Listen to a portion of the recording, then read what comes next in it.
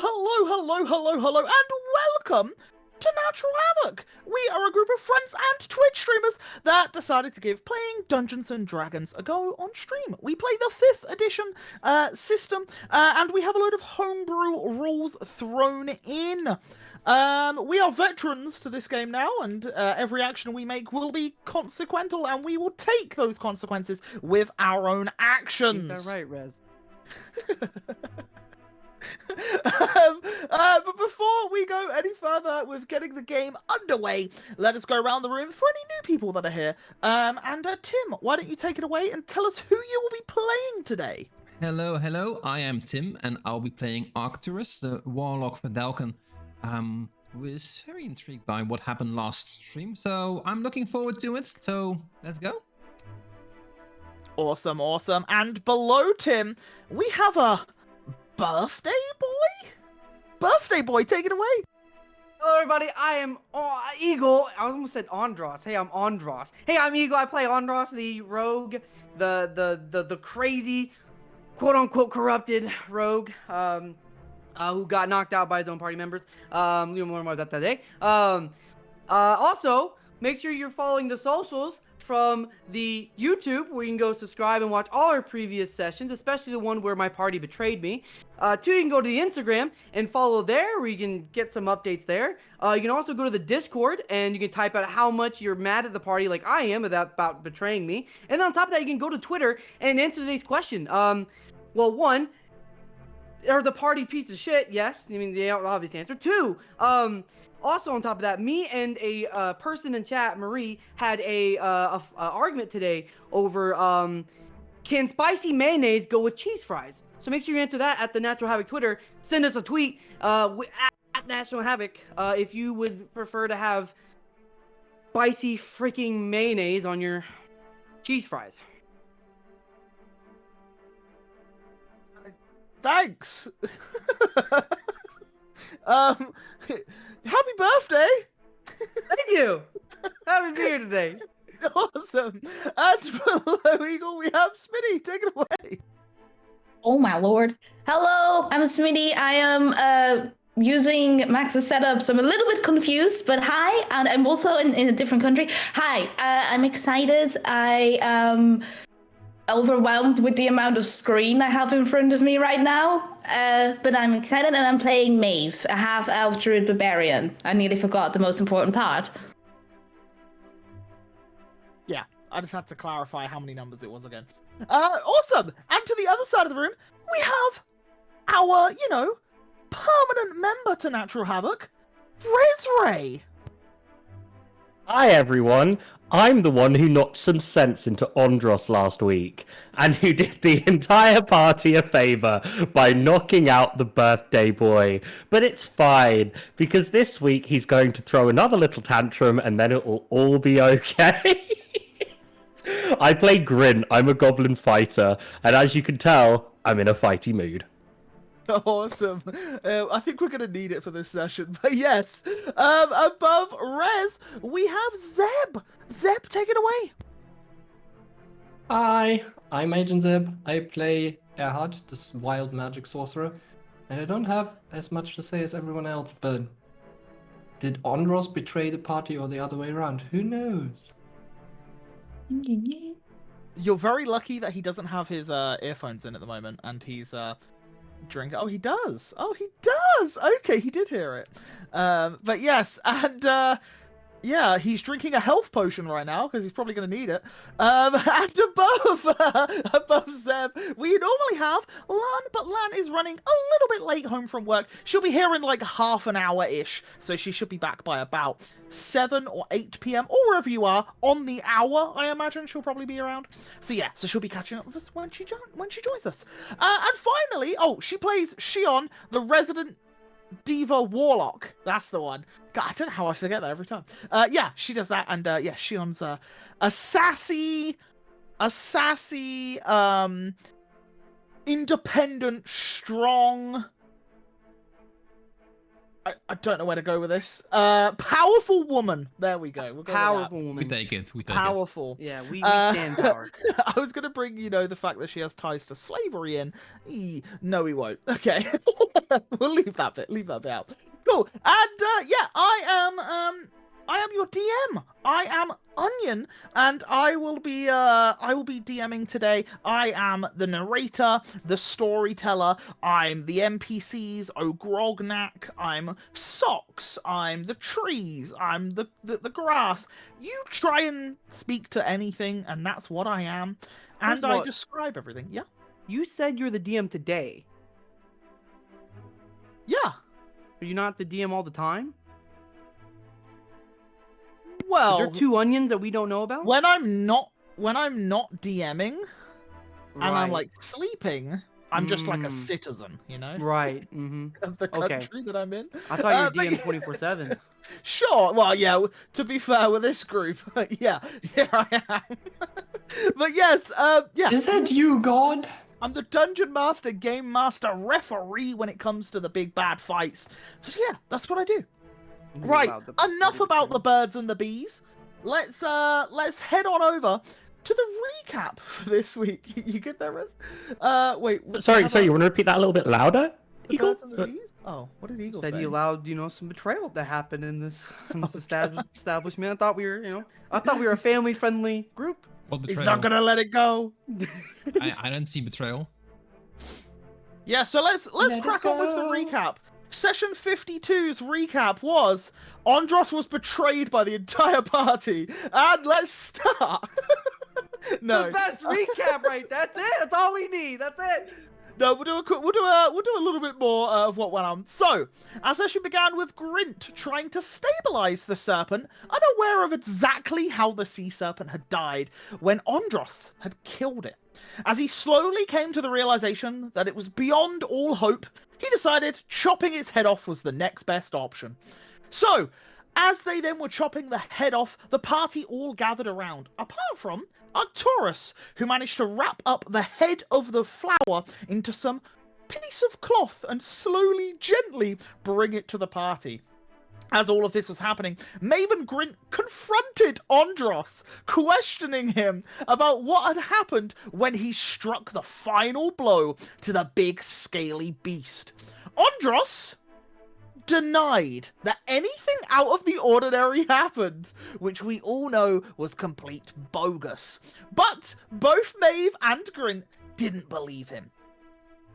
They then demanded that they show him that he shows them the scarab, with which Andros did, but refused to take it off. At this, he drew his rapier, revealing that his lower arm had been completely blackened from fingertip to about just past the wrist. At this, Grint got a little bit, what's the word? Worried at the fact that things had happened the way that they had, and maybe thought that corruption had taken hold. So therefore, he hastily attacked Andros, knocking him unconscious. You good there, Rez? Okay, we're good. Knocking him unconscious, and being able to allow the party to take the scarab from him. Maeve did protest this, but wanted to make sure that Andros was okay. While this all happened, a few of the party decided to go looking for some treasure while things started to cool down, and eventually Andros was regained consciousness. He was a little bit hurt, and so he isolated himself after a few words with Decatha in his brain palace. After that, the party then found a chamber completely blocked off from some concrete-like veins, and as the party destroyed them, they found an entire enormous wealth of coin and jewels and various other trinkets. The party, with now the heads of the creatures they had killed, a grumpy Andros, and a large selection of coin, they travelled back to the surface with the aid of Maeve's dolphins as they all emerged to breach the surface. On board the ship, Andros decided to try and speak with the head of the dead dragon, manipulating its soul and its corpse to converse with him. Oh my lord. Okay. While this is all happening, everyone started really relaxing and trying to get to grips with things that had happened. Grint, on the other hand, paid his respects to poor Samuel, the boy that he had promised to protect, but was unfortunately bitten in half by the serpent. Afterwards, him and Shion had a little chat as he revealed that he had some friends within Quirin, which definitely made some interesting notes there for both of them. When the party then arrived on shore, a hero's welcome awaited them. The aging king announced his abdication, saying that Craddock was in good hands with the younger generation, his 2 grandchildren. As the Iron Vortex proved that the young people were more capable. At this, they were all invited to a banquet to celebrate the great victory over the sea serpent. And as the party returned to their room, lounging around in their chambers, counting their coins and seeing their newfound wealth before them, a few of the members were overcome with a deep sorrow, with a darkness inside of them, and this emptiness, as their whole demeanors changed as this wave of negative emotions washed over them. However, 2 members had a slightly different reaction. The Anchor and Maeve, as they were talking and doing whatever they were up to. Beneath the skin, blackened veins could be seen creeping up the necks and across the chest. And that is where we left last time's session. So, if I remember rightly, everyone besides Grint was within the lounge-like area, whether it was the bedrooms or the lounge itself. And I think that's where we'll pick up today, as Arcturus, Erhard, Shion, the Anchor, and Maeve were in the lounge. I don't think Andros, you were in the bedroom, right? Yeah, but the door's open, so you know, Yeah, door's I'm- open, so I'm around. you'd hear I'm them. here. Yeah. I'm here. And it was at this moment, as Maeve was discussing something to the party, that Shion's whole demeanor changed as she looked towards Maeve.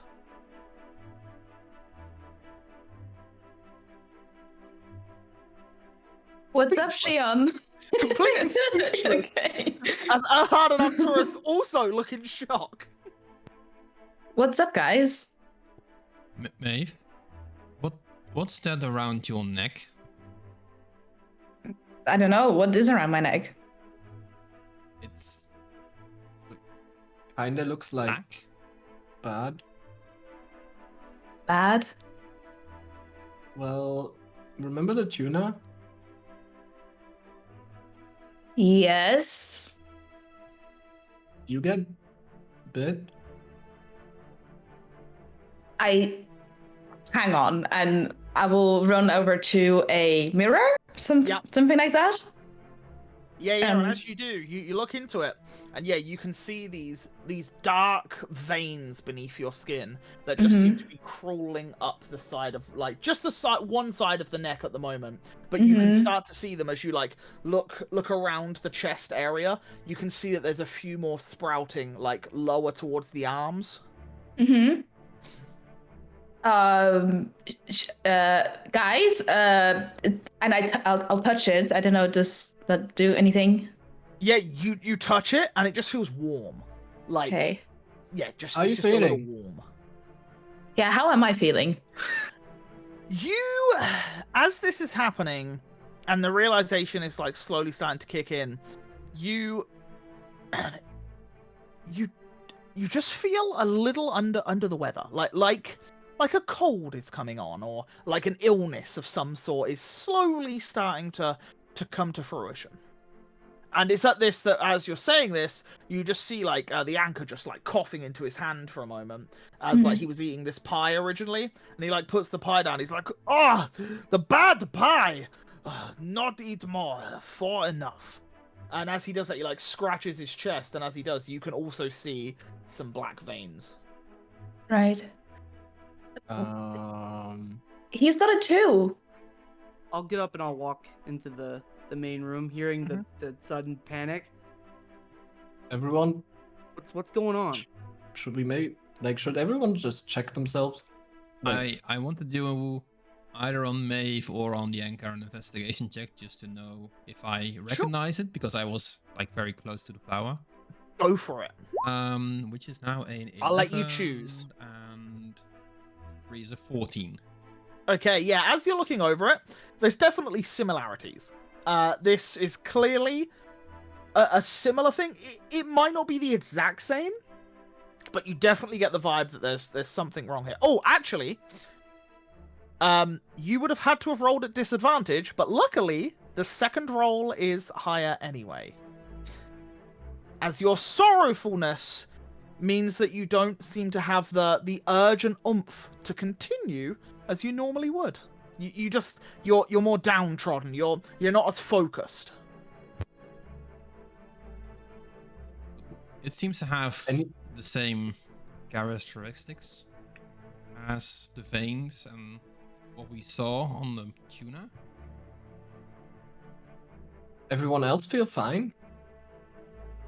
And I don't know, as I say that, can I check my own chest? Yeah, and yeah, there's nothing. There's nothing on your own chest. Okay, before we, try to ask questions, we need to get them looked at, obviously. We need to get someone here to help them. Maybe you can ask your magical friend who can heal them or something. Who we're gonna ask Andros? Nobody is like magically inclined in this. In my head, ask Katha, do you know how to cure black veins from that corruption we dealt with?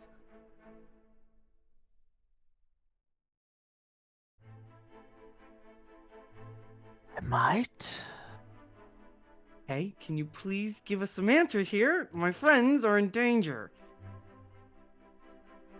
Well, your friends have something that belongs to you. Okay, Maybe a trade.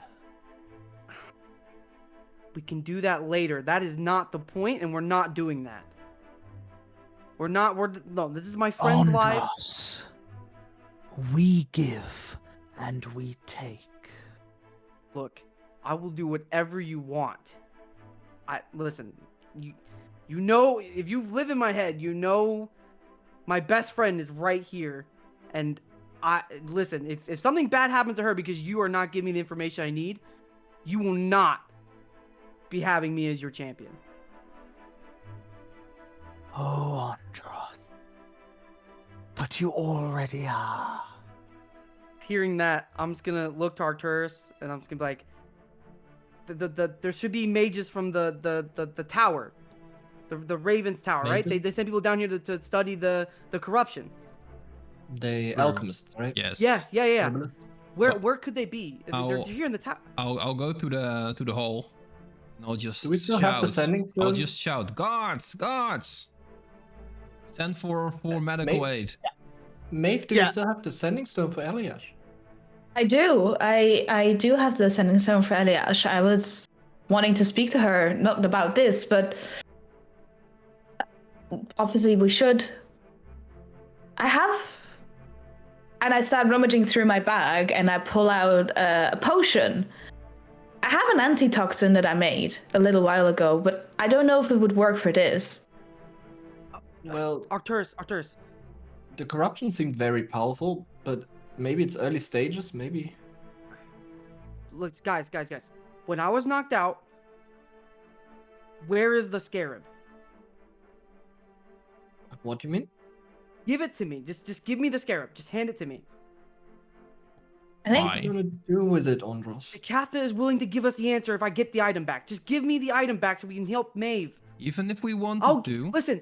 we can't give it it to you. makes It's very feel hard better, getting it off I will you, give it you back know? to you. I will give it back, and I'll literally hold it in my hand the whole time. I'll let y'all see it. But if we want the answer, I need the scarab. Okay, can I give you a suggestion? Oh my Give lord. Grint your rapier, and we might give you the scarab. I start taking off my weapons and throwing them. Like I'll throw them to the side. I don't know why this is a conversation right now. And as you throw the rapier, no one catches it because Grint is not in this room. Grint idea. Yeah, I'm just tossing to the side. Like It I'm just, clatters to the ground. There, do y'all like look? I get it. You guys think Silly, I'm crazy silly right now. Andros, We're drop just his scared. sword. Concerned. Give me the scarab. This is a friend's life in danger. Don't, even if we wanted to, Andros, we don't have it. Why don't we have it? Why? What do y'all But- mean? Because Grind has it. What do you mean? Wait, why would y'all let a person who's only been on our party 3 days keep an item? Would you let him hold the orb? I don't really care who holds the orb. I thought that we could all hold on to things anyway. You know Wasn't- what? Y'all can be ridiculous about this all you want. And I'm gonna run out of the room and I'm gonna start looking for Andros. guards and I'm gonna start just running through the castle looking for people. Yeah, well, as this is all going on, there is a guard stood in the doorway as Oh. Arcturus called for some guards to go get aid. A few of them ran off and one, like, walked over. And he was about to say, like, is everyone okay? But as he walked in, you were all, like, bickering and he was just swayed. And now that, like, as you start coming towards him, he's like, is everything all right? Is somebody injured? Where are the Ravens and Towers? Healers. Where are those the people that came from the Ravens Tower? Where are they at? The alchemists from Ipping, they are coming. They're on the way. Okay, thank you. Is there anything else? Is it a wound? Is it do I need to carry someone? Is everything okay? Is someone injured? Can you please relay something to me? It seems there might have been some complications that came out of the serpents fight. That only the I don't want alchemists to upset can help. anyone. Just as soon as someone from the Ravens Tower gets here, just send them to us or notify us. Very well. I'll see if I can find them quicker. And Thank he you. runs off. And as this is happening, we cut to Grint. As Grint, you are sat in this room with Oliver and Oscar, and the three of you are just bickering back and forth, having a bit of banter. And yeah, this just overwhelming sense of sorrow, like, overcomes you. It feel potentially like a sense of betrayal. It just kind of feels like, just like all the negativity that you have in you has come to surface. I need to go. I'll meet up with you guys a little bit later. What, is everything all right, Master Grint? I need to write a letter. Very well. We'll see you at the feast. Yeah. And I'll get up. Yeah. I'll walk through the door. And I'll start whilst I'm walking and just kind of wandering aimlessly. I'll try and keep to the quieter corridors. Mm-hmm. I'll start penning a letter to Samuel's family. Okay. Yeah. As the feelings of, Mhm. grief and responsibility. Yeah, kind and of- I think you're spot on there as you're kind of sat there, like you find this quiet area. You begin writing this down, and yeah, you just get like a flash of like the woman that you once loved in your head. You get the flash of like Samuel's death. You get the flash of your family back home. You get the flash of all the things that you miss and all the things that you are sad are gone. And as you get these flashes, yeah, it just brings this heightened emotion like to you of just sadness, sorrow, and just like emptiness. And yeah, Yeah. you write this letter. I'll pen a letter to Samuel's family. It'll be very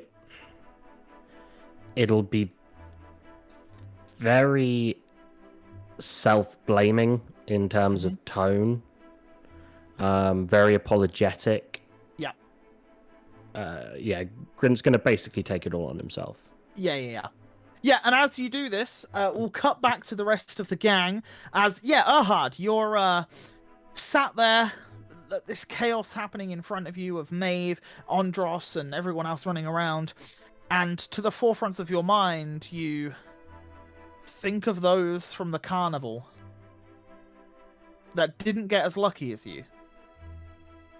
You think of who you are and the family that you don't know. You think of all the bad and horrible things that have happened to you throughout your life. And that all at the forefront of your mind as this sorrow and emptiness overwhelms you. And as Arcturus, you also get these feelings while you're trying to be helpful and trying to help your friends here. You just can't stop thinking about, like, your sister and where she is and what you're doing. You can't stop thinking about the fact that it's your fault that she's here. You're the one to blame. And you just can't shake this feeling while you guys are in this room. And I would say it's quite noticeable that the tone for these two seems to drop a little. And yeah, Andros, Maven, the anchor, as you're all in this room, they're definitely like their personality differs slightly, as they seem a little more slouched and just a little more like deep in thought. But yeah, Maeve, you don't have any of that. You're just these veins that you're now looking, and you can, like, with the veins on your wrists, you can see ever so slightly are a little bit darker. And yeah, you just start to see these things, and yeah, that's where you're at. Maeve will sit down on a sofa or something, anything, and close her eyes and try and contact, pray to Kalir. So as you sit down and just try to almost meditate in a sense, where you kind of just sit there, eyes closed, focused. Andros, what are you up to? Running out of options if I was waiting, so I'm gonna try to talk to someone else I know who knows something about magic, and that is Yazir. And I'm just gonna in my mind go, Yazir, hey buddy, this is the time where I could really use you now. Where you at, buddy? You're talkative. Silence. Yazir? Buddy? He's gone. What do you mean he's gone? He's no longer here.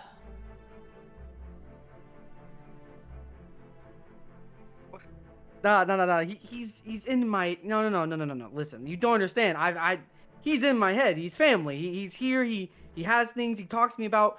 Where is he? And I need his help, because you obviously are not helpful right now. He's gone.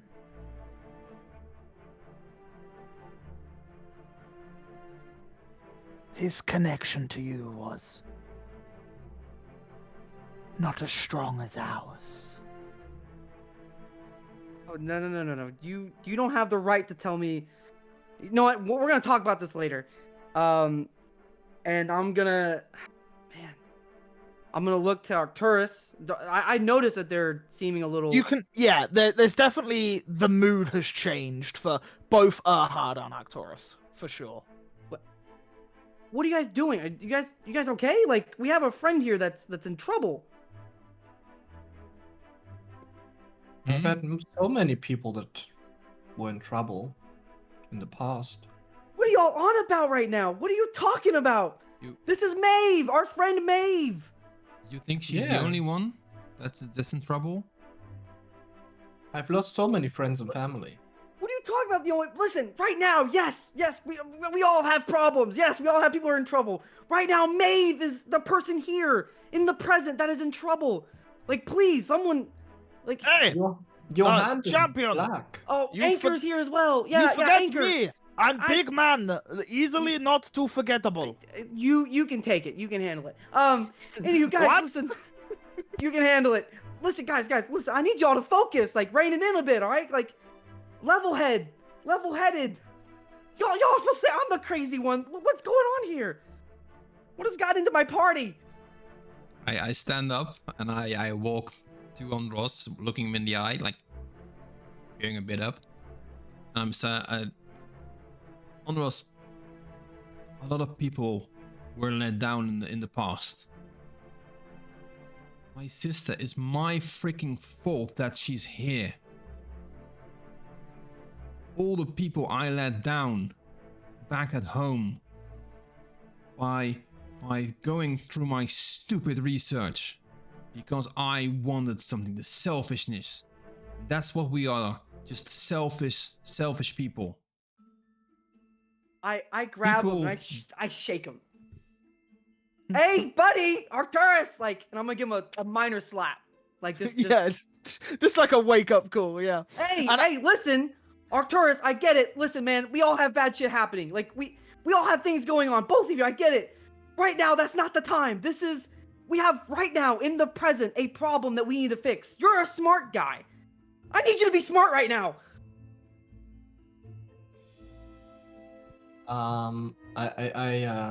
I take off my ring of foxstab, like unattuned. I just hand it to Andros. Here, we took something from you. Just take this. What? What is this? And as you do that, you hear a little knock at the door. And it feels like not from a very stern hand, from like a maybe smaller person's hand. As someone taps at the door. I'll walk over to the door and open it. And as you open it with this ring in your hand, like looking at Erhard, who's like sorrowfully looking at you with like regret, you open the door to this green hooded, very old man. And he's like, I came as fast as I could. Yeah. How may I help you? These two, the two sitting down, they're infected. The serpent has bitten them, and they're infected. Black veins. I need you to do something, please. Somebody, just do something. It's like the tuna that you brought to me. Very well. Excuse me, miss. Miss? Is that to me? Yeah. And I open one eye from my prayer.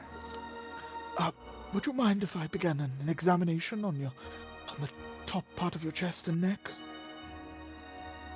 Sure. And she'll start taking some layers of armor and stuff off.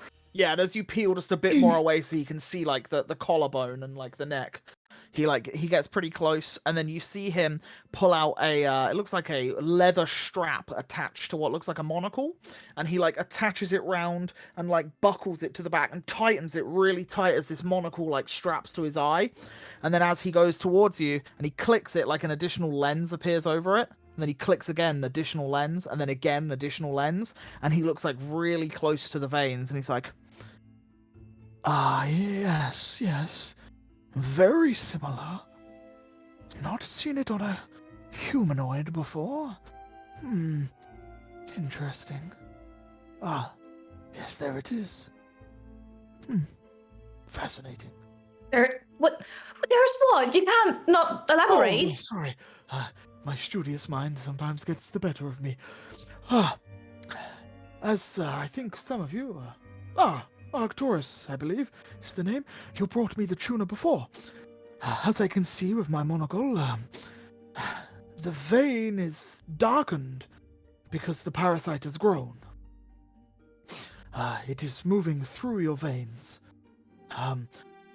If just at the neck here, and he places a finger like on the top of the vein, and then you feel in your body like a movement.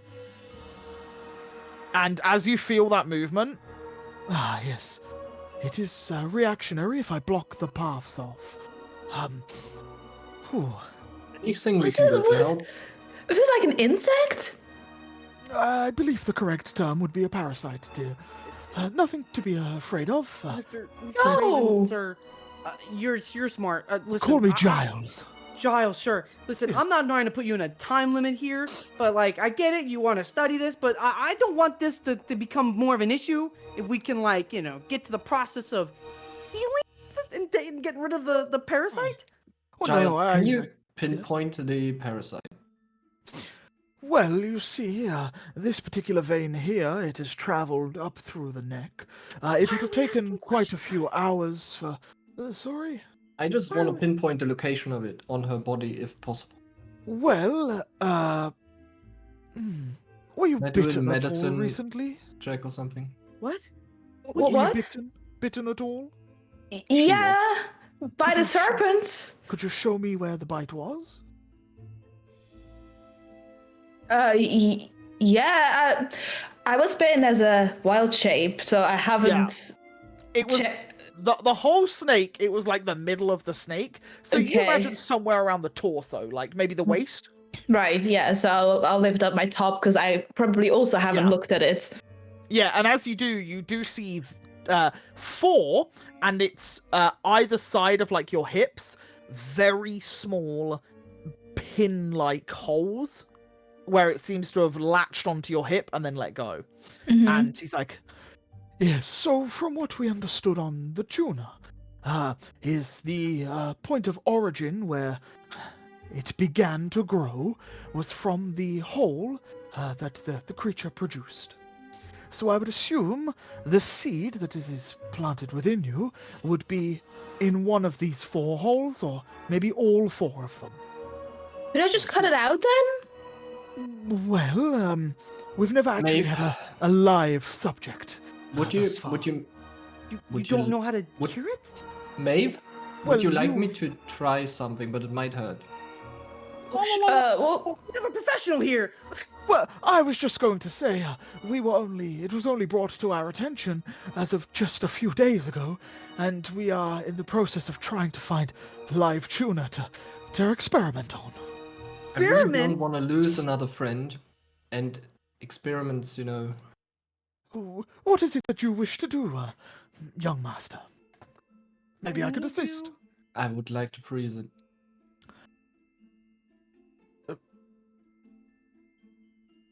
With Magic. by the tarnations of Credonia. You wish to cast magic within these halls? Oh my lord. Yeah. Listen, sir. Very well, go ahead. May I witness? Sure, you may, if Maeve allows me to. I mean, sure. It's We gonna need. be rather minor. I just want to try and Oh. freeze the parasite. From my experiences with this vein-like construct, we found that burning it was the most effective.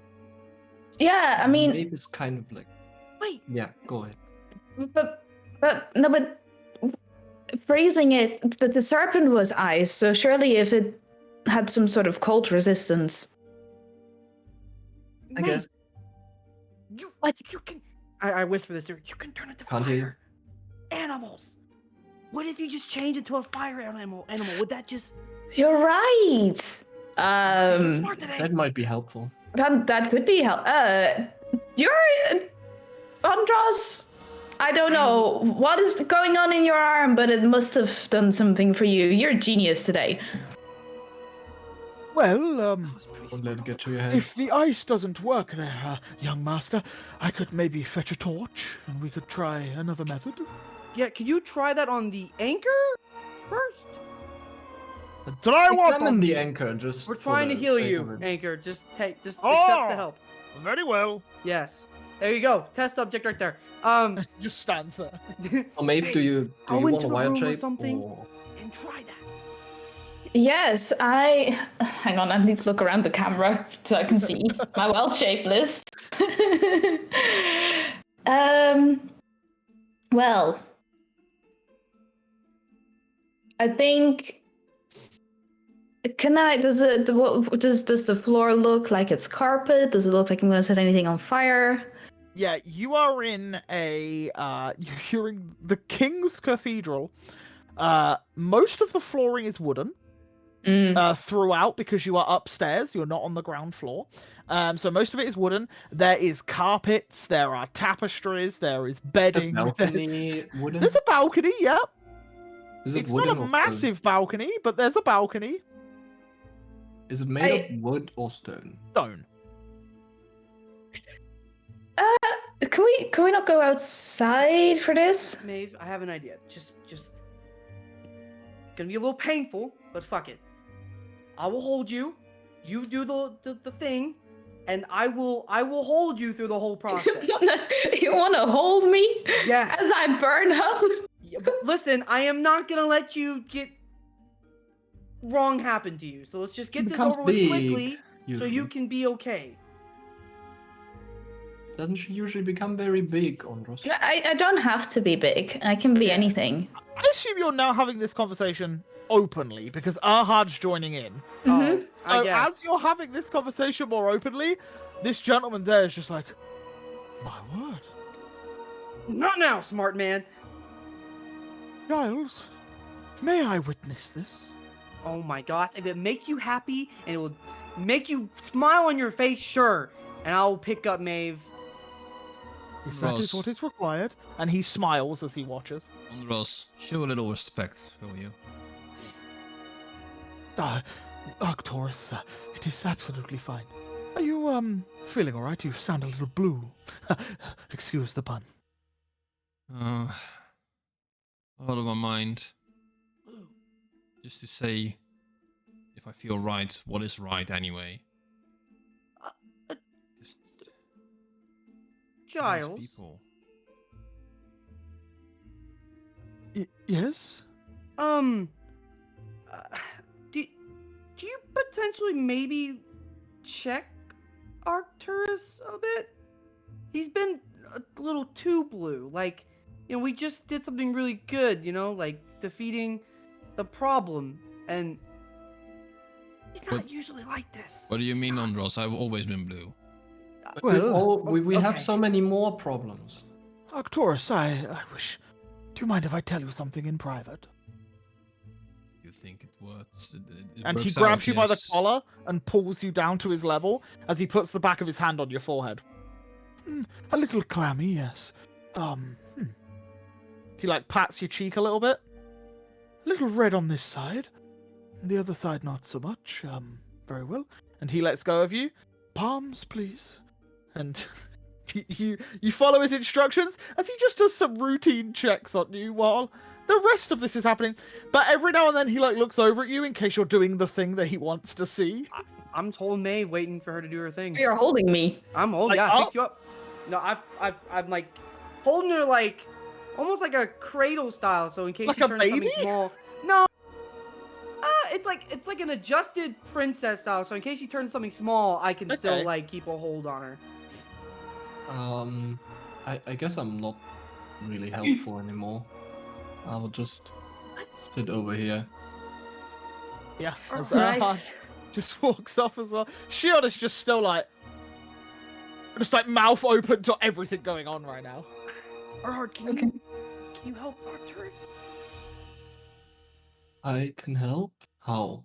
Since when do you think I can help, Andros? Wait, whoa. Okay, we'll get back to that in a minute. Maeve, right now I need you I need someone else who has their mind together, please. Right. Okay. And she will try and think of what the best animal is to turn into in case she starts taking damage as well.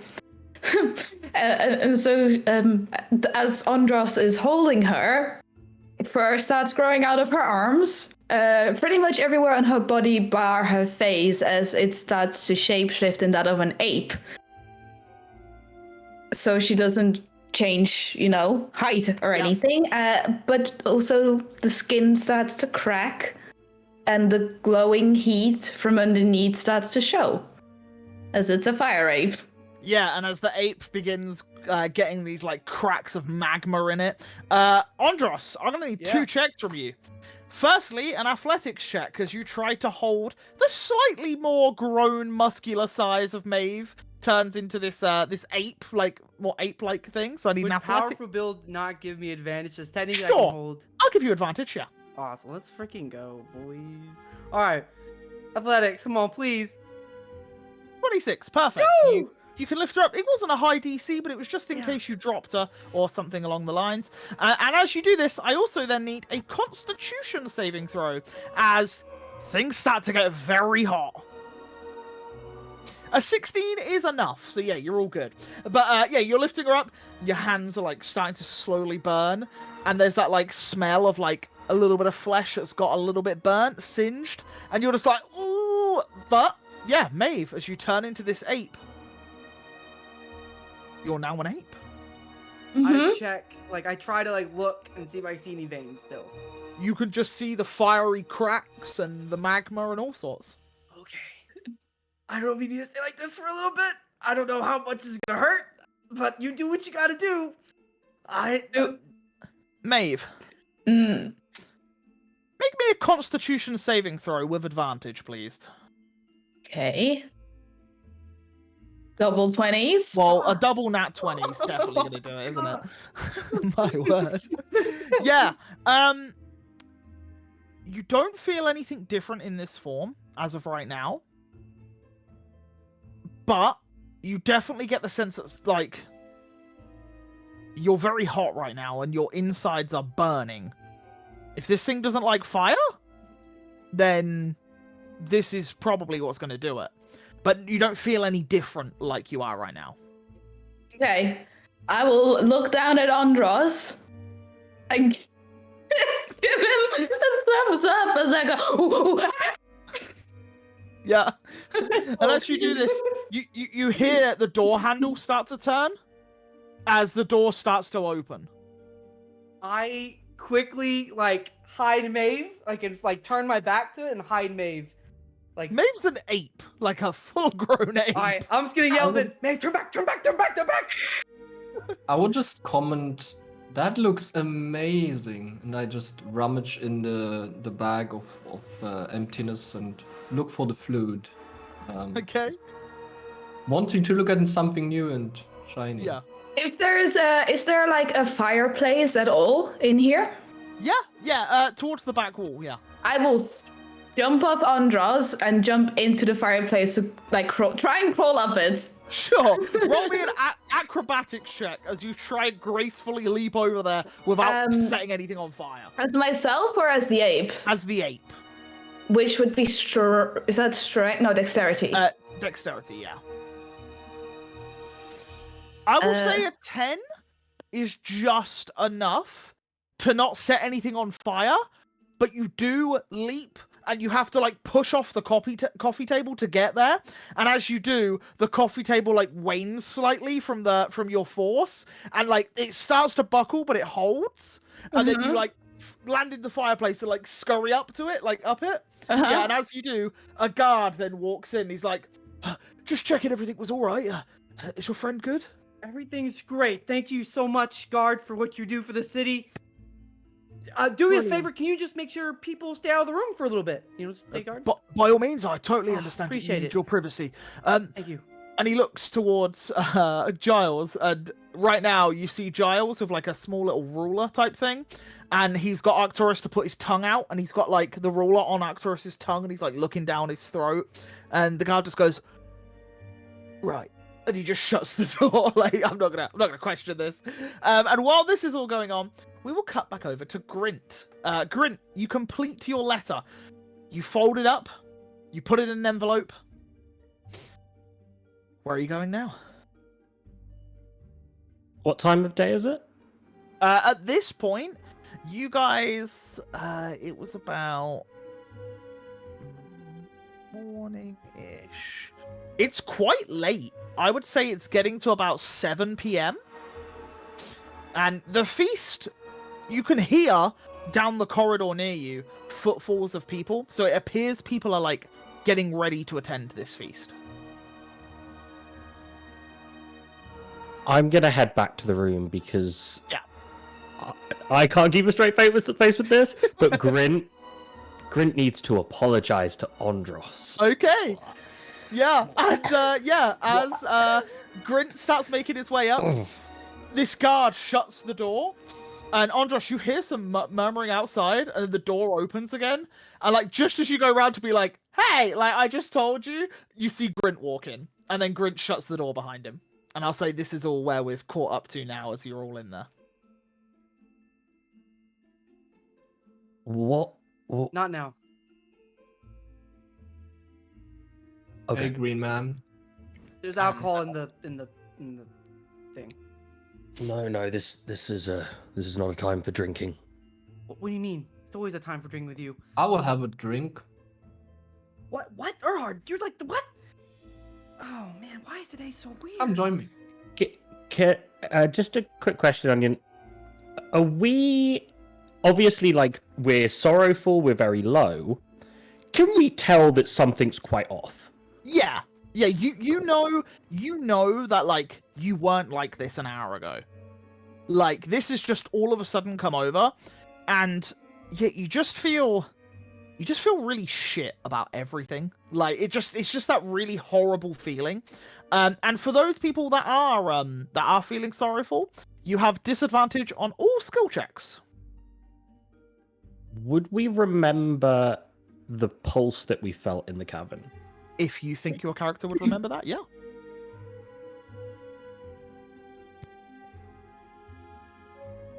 Can I make a flat int roll just to see? I was just about to say, if you're not sure whether or not you would, by all means, make that roll.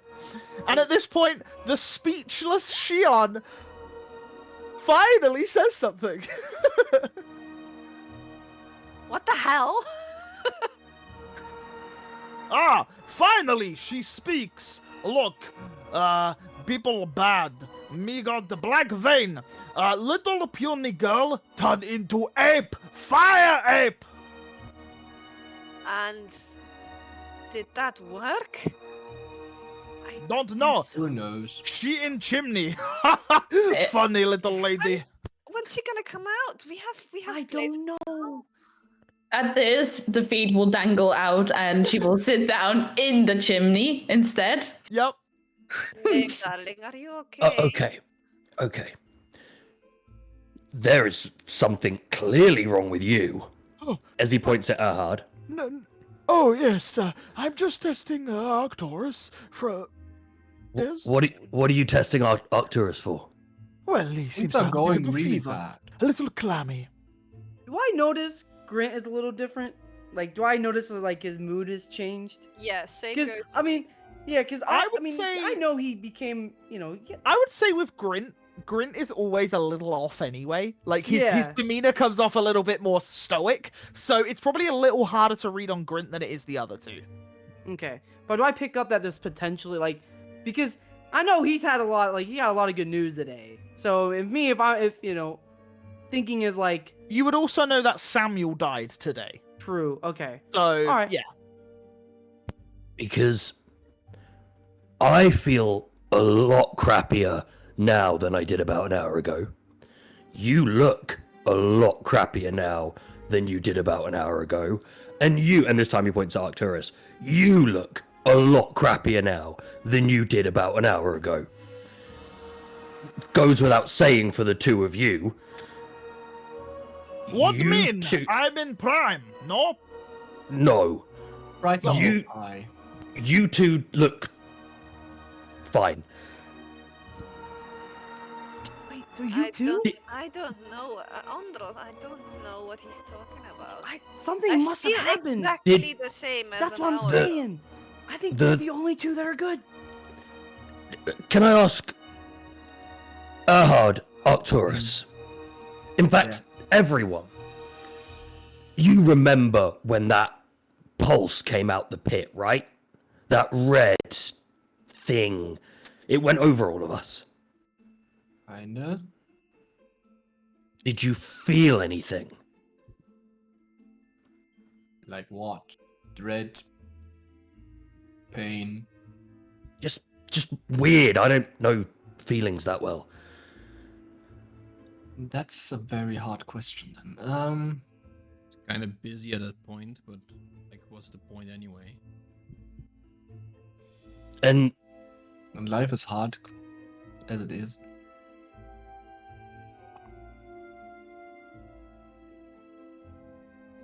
Shion, there is a Yes.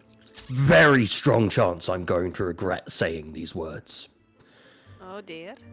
But out of every single one of us who was in that cavern, I feel like the one with the most level head and the safest one to make decisions, don't you start acting up, you have a black arm, is you. Is it? Well, I Well- like to agree, but what makes you say this? Do you have black veins? Do I look like I mean, for your information, Shion tends to not wear a lot of clothes. So, so, do I look like I have black veins? I feel absolutely fine. Well, other than watching Maeve and the anchor over here starting to turn into a plant. Did you pass out? Nope. Did your arm go black? Have you suddenly started crying in the last hour for absolutely no real reason? Are you saying you did? I'm not You admitting do to hear all anything. of this, right? Yeah, while this conversation is going on, you can all hear it. Everyone in the room can hear it, and Giles is just writing all this down in a journal. Like, you see him just writing every descriptor that Grid You has know- given. There's a lot of reasons to be upset. You can see that Grint's eyes are definitely bloodshot at this point as well. I point at the anchor. Go sit next to the fireplace. Go sit next to Maeve. Why? Just wherever, look for a bite that's on you, and let Maeve, let the fire warm up your body, so maybe it might have the same effect, and we can get the black veins over with. But Oh, Maeve, something's wrong with you. But we should listen to him because we do all owe him a massive apology. I don't want to hear from you right now. Anchor, please just trust me right now. I feel first like off, I do not owe any apology. no, you don't. You're Okay, perfectly no, fine. no, you're right. No, I do. Ahad, I stole like 500 gold. I'm sorry. Okay, You can Can have we- 200 back. Here you go. And he goes and Anchor. sits by the fire. You can I have will- 100 of it. Give me the 400, please. Fight me. I take out 100 gold and I'll set Roll it in persuasion front for of the that. anchor. Go sit next to Maeve, and you can have a free 100 gold. Yeah, and Anchor just goes and sits next to me. Awesome. Great. So, are you sure you're not just upset because of Samuel? It's not just because of Samuel. Andros, I really owe you an apology. Not right now. We are in a very serious thing, and I get it. You guys are feeling very sorrowful, and I'm very happy you guys- Andros, Oh, really, man, really. you really. I just couldn't stop thinking about it down there, and I don't know what I hate more, this feeling or myself for even, entering your personal space. I mean, that was beyond any form of okay. I should never have struck you. I mean, we're not there yet. We could be there one day. I don't know, but we're not there yet. We're not Would anywhere. he have drawn his Just weapon chill though, out. on you? On Maeve? Listen, can y'all listen? I get it. There's something going on here, and I am sorry you guys are feeling the way you're feeling. But I need y'all to trust me right now. And just chill out. Take a seat. I think we should give you the scarab back. You know, there's two things about this. One thing, should we really trust you? Because, you're usually mean. And second, Oh my gosh. I don't want to lose any more people, and that kind of goes hand in hand with not trusting you also, because sometimes you just do stuff. Can I Arcturus, give him, basically- give can him I- the scarab back. Can I basically ignore everything that everyone's saying and I just go to Maeve and try to communicate with her? How are you feeling? Is it working? I don't know if you can understand this, but I mean, when you're in snake form, you sort of can. So Yes, Fire Monkey, tell us. I nod to Shion, and as this time has passed, do I feel any different?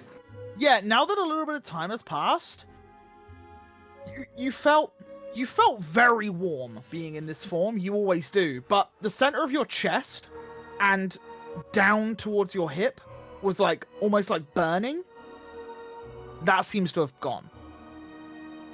I nod towards Shion, and I give her a thumbs up, and as I feel myself getting back to my normal self, I will change back to Maeve to human form, but I will also step out of the fireplace. I'm not standing in it. I was waiting to see if you said it. Yeah. I was Yeah. gonna make you roll 1d4 fire damage. Yeah, no, I want to like step Yeah. out as I change. So like I'm not setting anything on fire, but I'm also not on fire. Did I take any fire damage from holding Maeve that long? No, I'm good. You succeeded the check. Oh, I'm awesome. Yeah, Okay, so thank you're you. all good. Yeah. And Maeve comes out, and the anchor's like, "Oh, back to little lady now." I look. Do I see any veins, like blackened veins on Maeve? Like, I will like grab my clothing. No, Is it gone? Gone. You're not feeling overly depressed or whatever? No, I could understand everything these guys are saying. I don't know what is going on. I just felt unwell. Not sad. Was Ondros looking away from Grint during this conversation? Like He would have towards had Maeve? to look to Maeve, yeah, because you come in through the door. The door is like the opposite side of the room to the fireplace. So as you walked in, yeah, Andros would have to like turn away from you to look at Maeve and then turn back to you. At this point, Ondros feels some arms wrapping around him. I'm so sorry. I didn't mean to hurt you. What's wrong with you people? I was Yeah, and I thought I didn't like these feelings, but you're Maeve- having it definitely worse than I do. Well, Maeve, darling, it looks like you're okay, and it looks like you're the only one who's okay. Little man cry. Now that the anchor's sitting next to the fire, I'm gonna look at him. Do I see that are the veins starting to attract? Are they still there? Nope, they look exactly as they were a minute ago, and he's just now laughing, and then occasionally like coughing, and then like carries on laughing at Grint, who's just bawling his eyes I'm gonna out. try to like get Grint just to let go. You don't like me anymore. Not right now. You're fine. We'll talk about this later. And I'm gonna try to go to the fireplace. That's now fire, right? Don't like The that fireplace is lit. Yeah, it is From now there, because of. I'm the, gonna take a eight- piece of the wood that's probably on fire. I'm gonna try to grab one. And I'm gonna look at the anchor for a bite. Yeah, and as you're looking, you see the anchor's bite is across his left shoulder. Okay. I'm gonna look at the anchor and be like, I need you to trust me. Just a Guys, moment. Why? Just can look you away. track that parasite on the big one? I'm gonna take I'm gonna take out my I'm gonna take a piece of like cloth out, I guess, from like one of my tunics, like extra tunics, I guess. Mhm. And I'm gonna give it to him, bite onto this. No, I had too many pie. I'm good. No. Hear me out. Maeve got the black veins away from being on fire. If I put the fire next to your bite, we could potentially get you well as well. No. I don't turn into fire thing. No. I know you don't, and I'm gonna put the fire next to his bite. Stop! Do I As you, see like, the- jam it into the wound? No, I don't jam. I put it like really fucking close. Like it's Yeah, super he close. like bats it away. He's like, stop, hot. I know. Just chill, please. Trust me, Anchor. We remember we're Can't friends. chill when flames near me. I'm not Want gonna me hurt hot, you. idiot. I'm not gonna hurt you. Okay. And I'll yet give he you. proceeds I'll to give hurt you another 100 gold if you just chill. Trust me for like 10 minutes. Okay, I will chill. Okay, And he and I'm gonna sits put the fire again. He close to bats his- it away. No, that doesn't make me chill. It makes me warm. Okay, 200 gold for you to let this happen. What to let happen? Let me put the fire near your bite. Okay. Do you want to become like the sea serpent? It's big, strong, take down No. ships. Do you want to be infected? Like infected? Do not know what. Okay, just trust me. I'm trying to help you. Okay, 200 gold first, 50 gold after. Okay, I'll give him 200 gold. I'm just Deal. trying to... He takes Okay, the 200. and I'm gonna put it next to his bite, and I'm gonna hold it there. Like, Very warm. yeah, I know. Do I see the? Impossible to chill. I know. Do I see the veins start to react anyway? Doesn't appear so. I'm just gonna hold it there for a little bit. Just let it happen. Getting At some point, hotter. yeah, I know. Just let it I happen. think you need to burn him, Andros. I felt I'm it not- burn from the inside out. It's near the open. No, the bite thank wound. you. Not burn inside out hurt Yeah. a lot.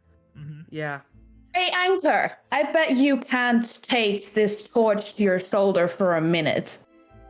I bet I can! And he You bet grabs you- it from your hand, and he like slams it into his own shoulder. He's like, "Da! Da!" Does anything happen? Drink would work. Do I see any Staring. difference now? Do I see anything happening? Roll me a perception check. Wait, can I also? Sure. When did Oh we no, turn wait, wrong one. idiots politics?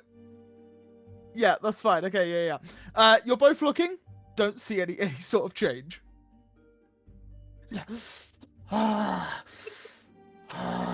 Funny, when it burns, it feels like freeze. Now I chill. And he's like just holding it to his like the bite. Gonna let it happen. How much longer? Count good. Yeah, I know. Another 30 seconds. 1, 6, Nope. 9, Too fast. Slow it down. 2, 1. I'm keeping an eye out of how he looks Yeah. health wise, because if he looks out, I'm gonna. It looks painful. He doesn't look like he's having a good time. He's like, you see his eyes flutter a little bit, and he's just like, ah. Okay, and I start like taking it off him. And there is just this nasty burn mark on his shoulder. He's just like, it's hot. Can I chill? I'm gonna touch where I know where I saw the veins and see if they react. Get I'm gonna off. see if they react. No, Like a quick poke. no. It's like he's stopping you every time you try. Another 100 gold. That means Okay. I'm gonna poke it like a couple times. See if it makes Yeah. any reaction. Does it and react? The Perception veins? check. Come on, please. I have a +8. How is this not giving me good rolls? There we go. 24. You notice that with some of the fire, the veins have pulled back slightly.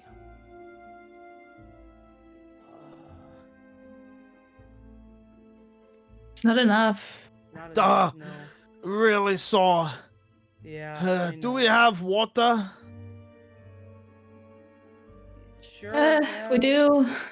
Water, Er, please. Erhard, can you please Oh, get some look. water? Yes. Sure. Give me that water first. Water, water. Are you on You're about right getting now? it, not me.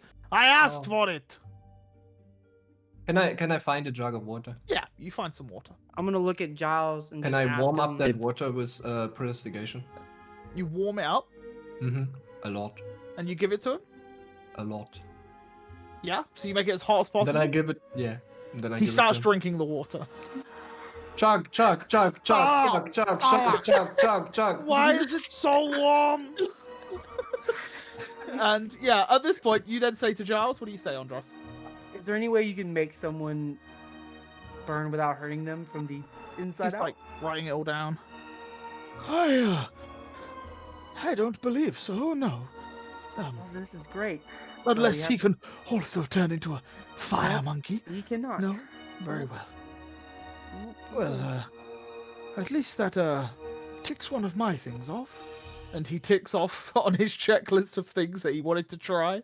But hearing that Grant mentioned to give me back the scarab, I will then in my head go, he's offering to give back the scarab. Maybe you can we can prove that we're helping the party by helping the anchor. At one point or another, someone's just going to hear a smash bottle. Hey, give me some of that. Grint's like 6 deep at this point. He has just Yeah. been downing them. And as this is all going on, can I have Grint, Erhard, and Arcturus roll me a wisdom saving throw at this point? Oh God, no. Oh my God. 22. Holy Or crap. not 20 actually. Nat one. Okay. Erhard, Oh no, disadvantage? it's a 12. Oh no, sorry, it's skill checks. No, you're fine. It's Oh. the first roll. Yeah. Sorry, yeah. So Erhard and Arcturus. This sense of sorrow, this sense of guilt and emptiness fades. Grint. Yours simmers down slightly, but is still lingering. That felt really weird. Okay. What happened? I Are you doing, regret Arthur? some of the things that I said, and I regret all of the alcohol that I have just drunk. What is going on with the party today, man? Why are y'all acting so weird? And at this, there's a knock Oh, at the door. ugh. Should we I just will- go out for a walk and come back? And Wasn't hope there a everything party back Maybe. to schedule? normal? Yeah, I'll Celebration. walk up to the door and I'll like open it slightly so they Yeah. can't peer in. I'll just. It's the "Hello?" same guard, and he's like, hello, I'm fully aware that you asked us not to enter, hence Yes. why I knocked. The Mhm. feast is ready. Ready. Oh, that's so great. Yes. We'll be right there. Thank you The so feast! The feast! Let's go to the feast! Absolutely, darling. much. We'll be right there, How long guard. did Thank this you. Yeah, take us? coming now! And I push past Andros and I start heading to the feast. Can Oh, I yeah. talk to, like, Feast! can I like whisper, like I sort of swish over to the guard Mhm. and like tell them, or like tell him, most of them aren't themselves after the battle with the sea serpent. Please apologize to everyone for any erratic behaviors that might occur. Thank you. And I just shove him 5 gold.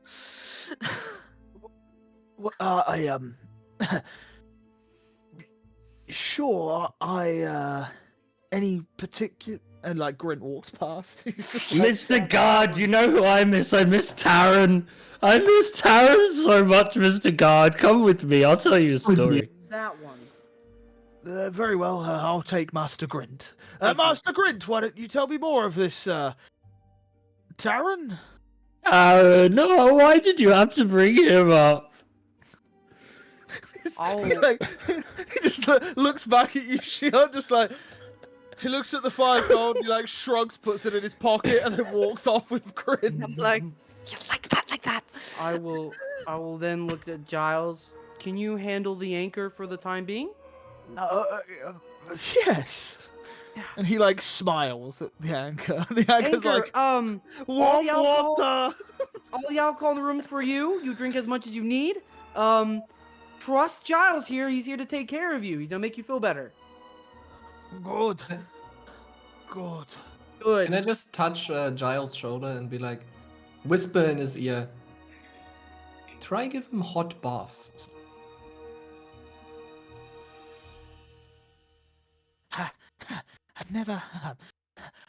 I've never bathed a minotaur. Well, not you in particular. I feel like this Right. is a weird I just walk. conversation. And you just see him like pondering the thought of bathing the anchor while all of you start to exit the room. And the door shuts. At this, you see Galoin coming up the stairs with the dog.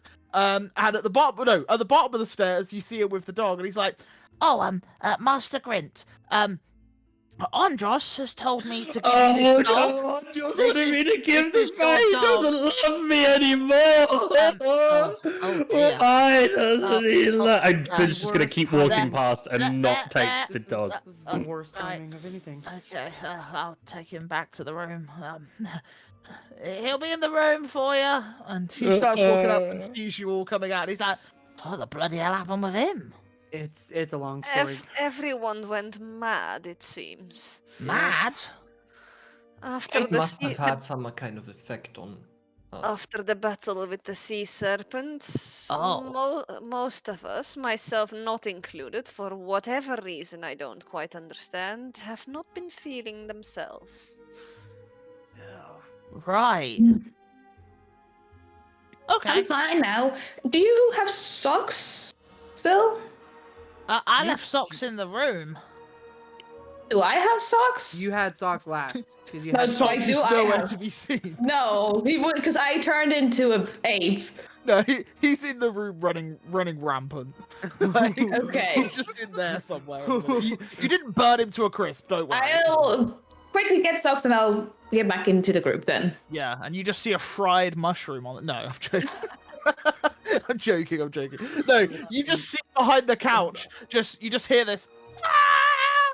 as like you just see Socks with like the corkscrew to a bottle that Grint opened earlier, just running around. Not corkscrew, sorry. The what's the bit? Cork. Thank you. The The cork, yeah. cork. He's just holding the cork, just running around like the living room. Right, I'll take him and the cork. Yeah, With... and he just like jams it in his mouth. Mm-hmm. I just walk next to Arcturus, or kind of get next to him, and like, how are you doing? That felt weird.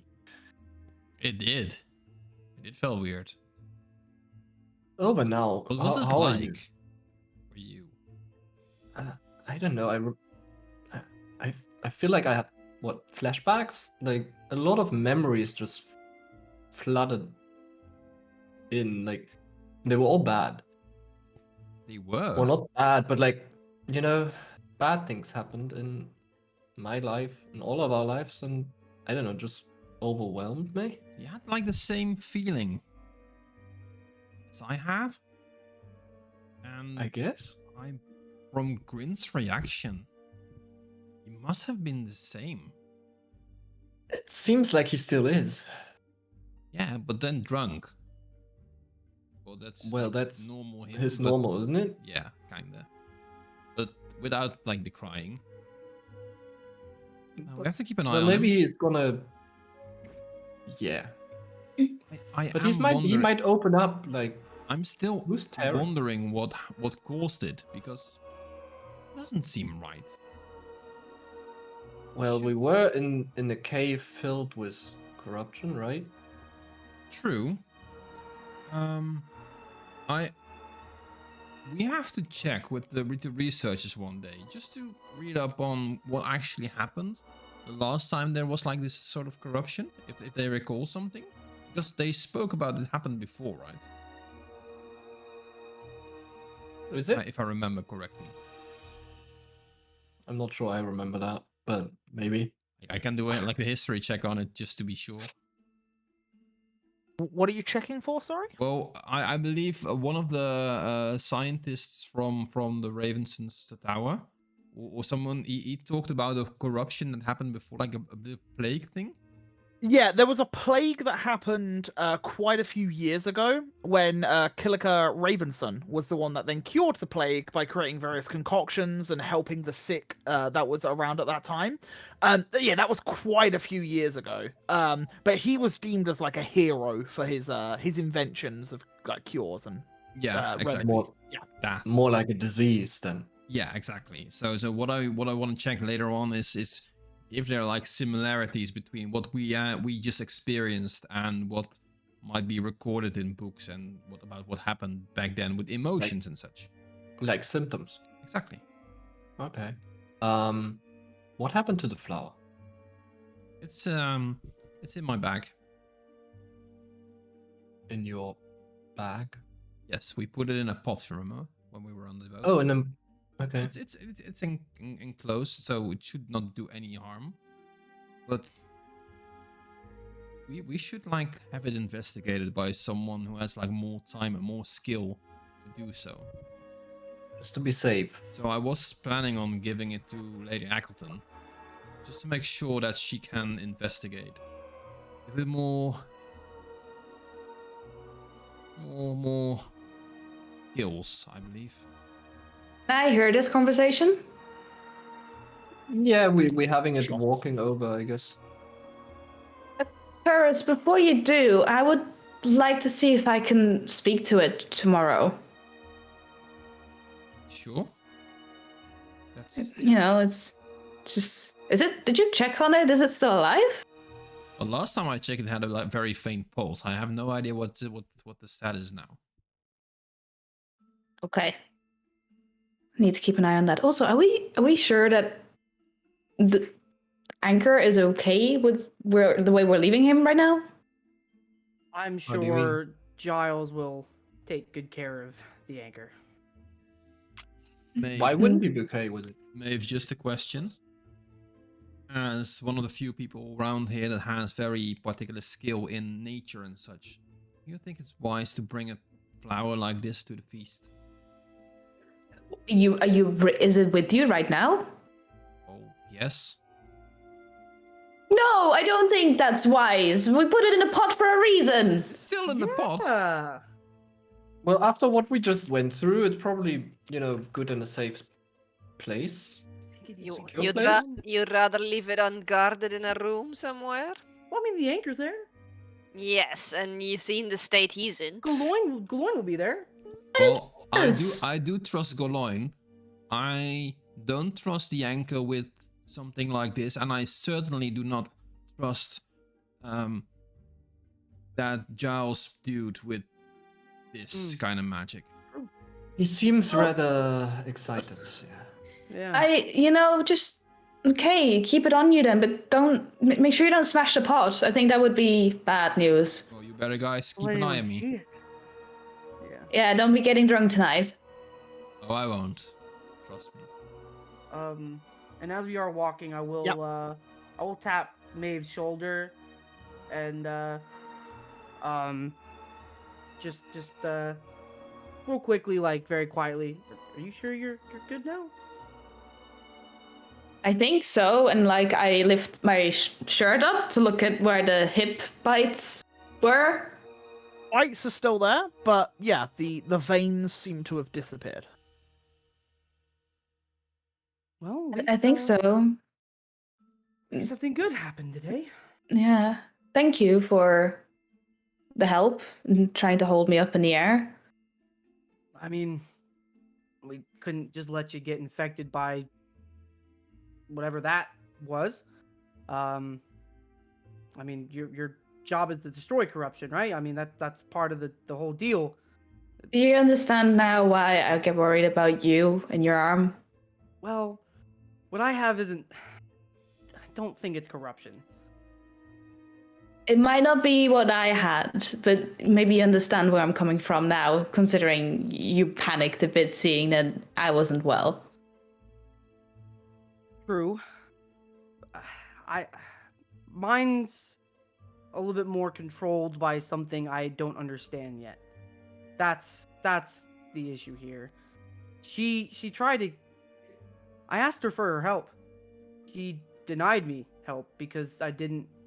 She wanted me to offer her guidance for the scarab. She wanted me to get the item back.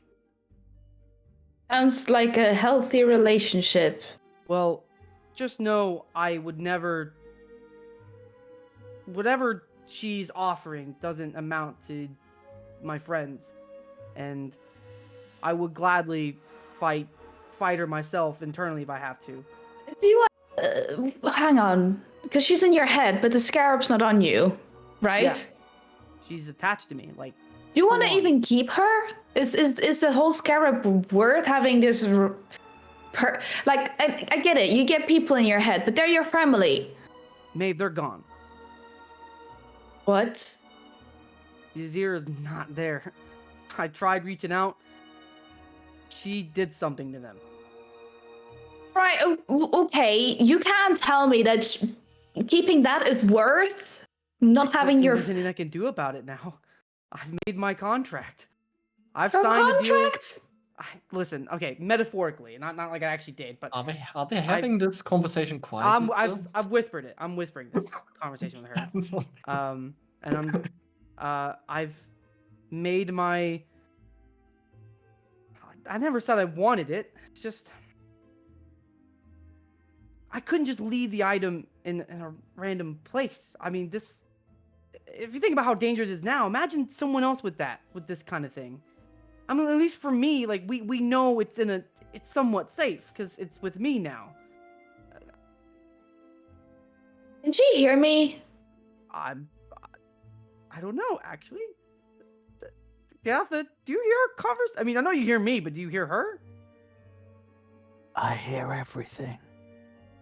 Well, she's probably not gonna be happy with me. She hears everything. She does not. I don't think she's gonna be very happy. Great, Akatha, nice to meet you. Get out of my friend. She doesn't want to. Listen, just know, Maeve, and I mean this with all seriousness. She will never be able to make me hurt you guys. I've agreed on this mission for a reason, and no matter what control she thinks he has or what influence she thinks he has, does not stop me from putting you guys first. So what if she does? I'm still whispering this conversation. Oh, with you. sorry. You good? Hey, but I what? don't- Who says that she's not in control of your mind? Because if she really wanted to get the scarab back, she wouldn't have let me give out the suggestions I did. I mean, I think she would have stopped me in all fairness. Right, but what if what is on your arm grows and it's just a matter of time till she can? If it is, then we'll deal with it. We'll stop it. I mean, we'll find a way. I mean, like right now, I'm not worried about that right now. I mean, whatever she has, it's something I can control. I'm in control of whatever influence she thinks she has. Okay. Well, when you start feeling different, you need to let us know. Don't not talk about it. I will let you know. Okay. Pinky promise? Pinky promise, of course. My very small pinky goes around a very You big hear one. in your head, Andros. Don't make promises you can't keep. And I'm like mentally flipping her off in my head. Like mentally like flipping her off. That's it. And as you're walking away, we cut to just a little bit ahead as Grint is stumbling down the corridors. And this guard's like, "Oh, Master Grint, Yes. I've got you a drink here. Look." And he like grabs this glass and he puts it in your hand. Thank you. What spirit is this? Some form of vodka. Yeah. It doesn't taste very strong. No, well, obviously a seasoned drinker like yourself can probably hack almost anything. Probably drank too much over the years. I probably forget the most important things these days. Well, look, why don't we sink it and then head on in? Do you sink it? I sink it and then I throw the glass on the floor. Yeah, as it smashes, he's like, "Oh, but you did just drink a glass of water," as he's trying to sober you up on the way to the feast. And he sees one of the guards, which looks like he's underneath this guard, like in rank, and he gives him the eye, and he's like points at the glass, and he's like, he grabs like a broom out of a closet and like walks on over and is just like trying to sweep up a little bit. And you guys just see this guard sweeping up in front of you. You heard a smash before. Now this guard's just sweeping up. Then he sees you all coming. And he sweeps a bit quicker, trying to get rid of it before you come over. And then you come to this big set of doors. And as you do, the guard looks back to see where the rest of them are and waits for you all to catch up with Grint. As he then pulls the door open and you are led into this room. And it looks like a big hall. It is a white and black checkered floor with various pillars, and across the walls there are all sorts of paintings and decor that exuberate wealth. There are giant chandeliers. There's two smaller ones and then this massive central one. All of them are lit with lit candles above, and then you can see that there is this huge table set out and just people mingling and talking. And Grint, as you are inebriated, wait, what's the word? Inebriated. Thank you. That one. As you are that, please can you roll me an intelligence check with disadvantage as you look into this room and just see some blurred faces. A 19, okay. 18 disadvantage. Oh, you're right. Yeah, good call. The 18, as you look into this room, your eyes meet with someone that you know, as you see across the room from you, in conversation with a female. Yeah, what's your question? No, I'm just getting ready to point at the person. Okay, yeah. You see Alistair Laroon, the banner lord of the Knights of Laroon and the Laroonian family. And as you see this figure, you look towards him, yeah, and your finger just drops, and you're just like, yeah, I'll let you take it from there. You'll know where Taran is. Alistair, how are you?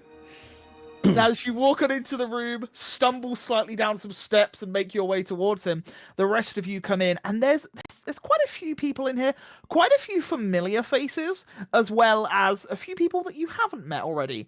But one face in particular that stands out from all the rest, stood beside his father at one end of the table, is Ivan Twiller.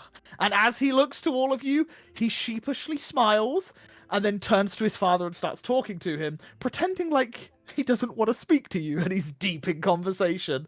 And as you all walk in, that is where we're going to cut to break. So let's go to a quick 5-ish minute break, and then we'll come back to the Feast of the Heroes of the Serpent's Bay. So yeah, guys, we'll be back in like 5. Go get yourself a drink, a snack, all that good stuff, and we'll see you in a minute. Goodbye, goodbye, goodbye, goodbye, goodbye. As I can see. Rawr. Hello. Welcome back. Tell us in the chat what snacks, what drinks you got. I got myself a whole new bottle of strawberry-flavored water. What did you guys get? Grint got grint juice. Grint got grint juice, Red Bull, some Monster, not sponsored. Chili Chip mayo. Friskins, or whatever they're called again. Chips What did you guys get? We have What French did, cheese. Ooh, French cheese. Brie. Very nice. French cheese. Very, very nice. Right, well, we're going to pick up exactly where we left off. And as all of you see these different faces and people here, you also see the entirety of the crew, minus Coilash, within this chamber. As you see Gordon, who is wearing a slightly too big suit as he's come in here, trying to make himself look a little bit more presentable. You see a few different other people. The Goliath barkeeper's in here, who's just like very awkwardly looking around. They've all got like drinks in their hands. And yeah, there's just loads of the crew just chatting and nattering away. You see King Julius Appleton stood talking to a couple of noble people. You see Benson Appleton, the King's Guard, who's also on duty in this room, just stood around. You see Oliver, also on duty in this room. You also see Oscar talking to a few of the crew as well. And you see Amelia and Alexander Appleton as well in this feast hall. And you see all of the masters and the council members that you met during the King's Court, also in here. And they're all just kind of talking, and as you guys come in, a few heads turn, they smile and nod, and Oscar's like waving, as you guys walk on in. But yeah, Grint, I think he splits from the party and heads towards Alistair Laroon. Mr. Guard, can I have another one of those vodkas, please? Oh, yeah, this one I've smuggled into my water skin. They won't know. You're very, very smart. And They he should gives you pay the whole you more. water skin. Yeah. I give him 5 certainly gold. should. Well, no, this is yours, Master Grint. It's No, it's yours now. very well. And he puts it in the same pocket. Trying to find that one. And you see him walk off to another guard, and the other guard is like unbuckling his water skin and passing it to him as he buckles it back onto his, and he's like nods, and then he walks back over to you, Grint. Just stood like slightly off in case you request another drink. We're in this together.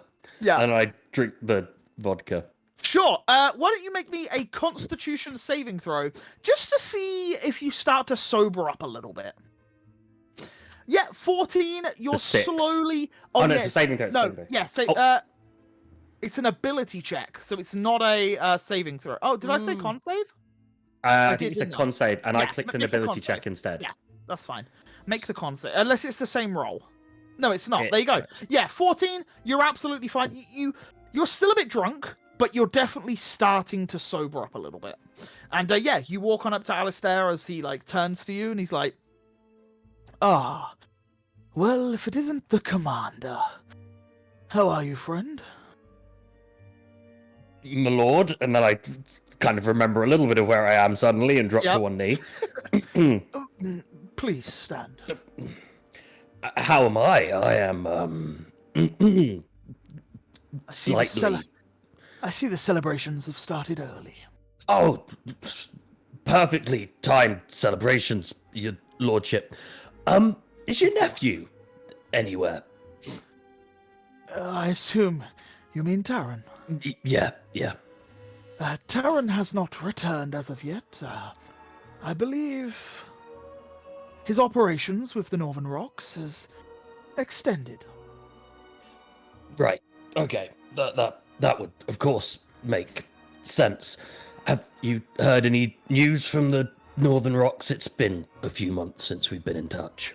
Well, I have indeed heard that Sventas has expanded a little more, and the Northern Rocks have more so become residents of such. Oh. That's... Huh. You see, many, many of the refugees and ex-slaves have been coming in at the moment. A lot has been going on. There's a lot of heat in Sventas at the moment. I am surprised to see you here, though, Grint. I would have thought maybe you would have gone with Darren.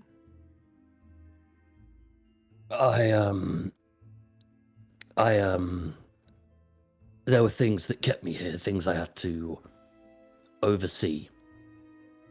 Very well. Well, interesting point, actually. You and Taryn, and a good friend of yours, I believe. I don't know if you would remember the man. Kazagan the Brave. I believe you and Taryn spent some time together. Friends, I once heard you mention. I'm looking for him. Right. Well, if I hear anything, I'll let you know. Interesting, because, you see, Grint, I thought you of all people would know where he is. Really? Being as letters have been coming from the Thaldor itself to my grandchildren. Are you hiding him? No. He's definitely back in Quirin, surely under house arrest still, probably. Yep, definitely that, probably. I need you to make me a deception check with disadvantage, please.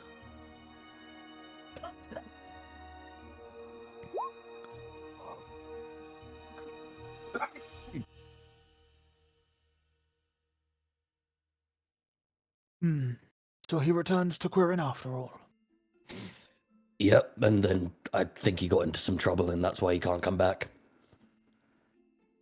Maybe he But- has a contact in this city. I speak to Taryn, I don't speak to Kazagan. But, part of the reason why I stayed here was to make sure that everything was okay with anything that Taryn had related left behind. I hear he gives them lots of money, though. Yes, quite a sum over the years. Very, for a man very such generous. as him, having a title of the Brave, you'd think he'd at least come and visit his daughters from time to time. Anyway, Commander, it has been a pleasure. I'll let you get to your duties. Thank you, your lordship. And he turns away and starts talking to someone else. And what does Grint Grint downs- immediately do? Yeah, Downs the rest of that water. yeah, I mean vodka. yeah. And would he look a little nervous at this point? He definitely, if you could make a green goblin white as Yeah. a sheet, that's how he'd look right now. And he'd just stop one second and go, those daughters aren't going to be at the feast or anything, are they? And Alistair turns around and is like, no, they will remain within their home. Gotcha. Yeah. He smiles.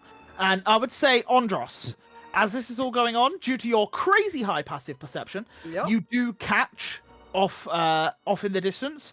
Grint looks uncomfortable at this point, I would say.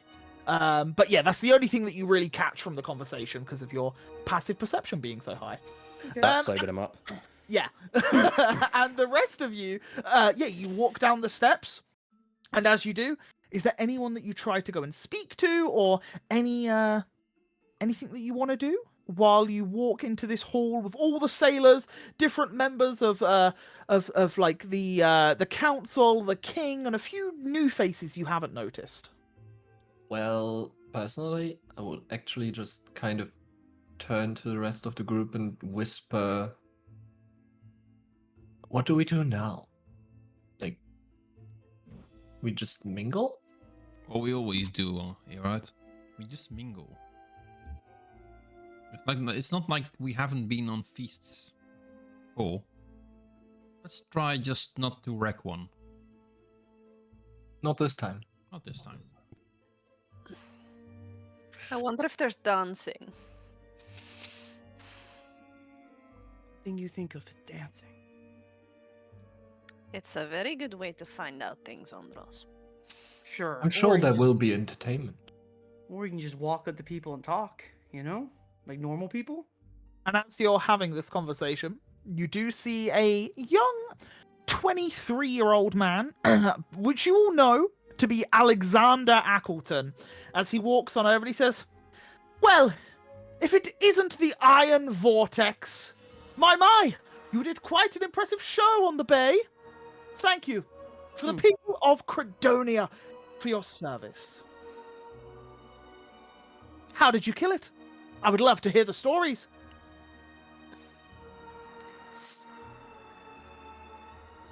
Well, I can Andros, think. darling, you did the honors. Why don't you tell? I don't know. Is he, Andros looks like he's about to say something, like he wants to say something, but That's got your tongue. Oh, I'll take come a deep now. breath. This is a very important person here in Craddock. Obviously, you know Sure. that. I simply aimed my bow at it, let an arrow fly, and stuck it right through its throat. Ah, through the throat. Oh, Well, not as impressive as I thought it would be from such heroes as yourself, but if that's all you simply did, I'm sure any of the crew could have done it. Andros. Like you did anything. Andros. Always so humble, were you? Why not tell him the real story? I wink at Andros. Ah, he's just being modest, is he? Well, come on then. Let me hear it. You know, Andros, at times like these, many would be grateful to be able to share such experiences with a potentially future king of Credonia. Then he If puffs you're his the chest up a future little bit. king, this city's heading to a very dark place, and I'll walk away, and I'll head over to Benton Ackleton. Well, Never mind never him, mind. he's a bit darling. rude. He's a bit moody sometimes. He's lucky I'm not already king, otherwise I'd have his head. As just to tell the story for him, imagine the sea serpent, mighty and fair as it be, the mouth wide open, and you see an attack coming. And Andros just shot his final arrow straight through the back of his head. A Well- rumble, and it fell down. See, now you do paint a much better picture of exactly what happened. But I'm sure it was just luck on his side. I'm sure any of you could have performed such an action of a great feat such as that. You're not wrong.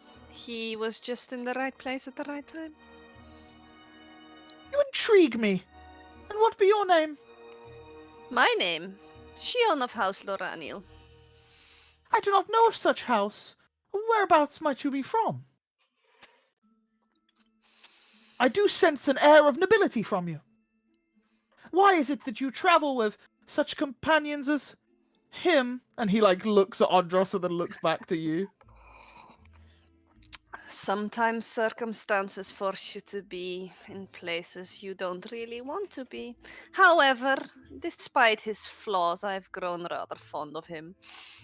He means well, he's just a little bit rough around the edges sometimes. Sounds like another in Credonia. And he glances towards Grint. Oh, that one. He's a very amusing figure and very strong too. I heard he got quite a role in Credonia. Well, I wouldn't have it that way if it was my choice, but unfortunately, Grandpapa seems to think so. Isn't it your choice eventually, though? Well, once I'm in power, yes. I'm sure it won't go to my sister. Her ideals of allowing magic into a kingdom such as this, completely barbaric. Magic was almost what killed us all. And saved you eventually, and I just walk off. Your Royal Highness, may I just add, you're not king yet, and it's not guaranteed if you continue to be pompous and short-sighted. There's a reason that your grandfather has lasted as long as he has on the throne, and that's because he's open to others' suggestions, and he does not believe himself the greatest mind of his generation. You do well to learn from him while you can. And that's coming from an advisor. And I wink. Sellsword, know your place. You can't speak to me like this at a feast such as this, within my own halls. Ah, Grandpapa will hear of this. And he, turns on his heels, and he starts walking off. Camera's frozen. Yeah, I know. I don't know why. This is I tried to... Invisible I'm gonna turn it off and on again. 1 second. You can be sitting very still. Perfect. There it Good, is. good. Tech wizard. I don't know what happened. It just froze. I did it all like a ventriloquist, without moving my lips. Yeah, and he turns and twists on his heels as then, Grint, you've returned back to the group. But Ondros and Erhard have walked off. So, what are you doing? I walk up to Benson Alcleton. Yeah, and he's like on guard duty, just stood there. He's like, let me extend my gratitude to you and all of the Iron Vortex. Thank you for your service. No need. We've done way crazier things, I think, at this point. How are you doing? I've noticed you were at the council meeting when we were there. I've been meaning to speak to you a little bit. Yeah.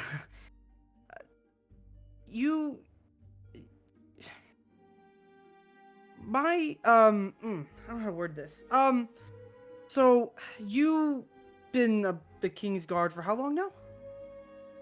I've been part of the King's Guard for about 4 years. 4 years. Question. I've never really got the chance to talk to someone about kingdom stuff. Maybe Right. someday we could maybe have a chat. Learn a little bit of how it works. I guess is the right way. Well, I'm not sure myself would be the best person to ask. There are many scholars and historians that would be able to tell you many things. I'll be completely honest with you. That stuff doesn't really appeal to me. Hence why I became Kingsguard. Would your sister be the one to be involved in that kind of area of expertise? My sister is a keen and brilliant mind.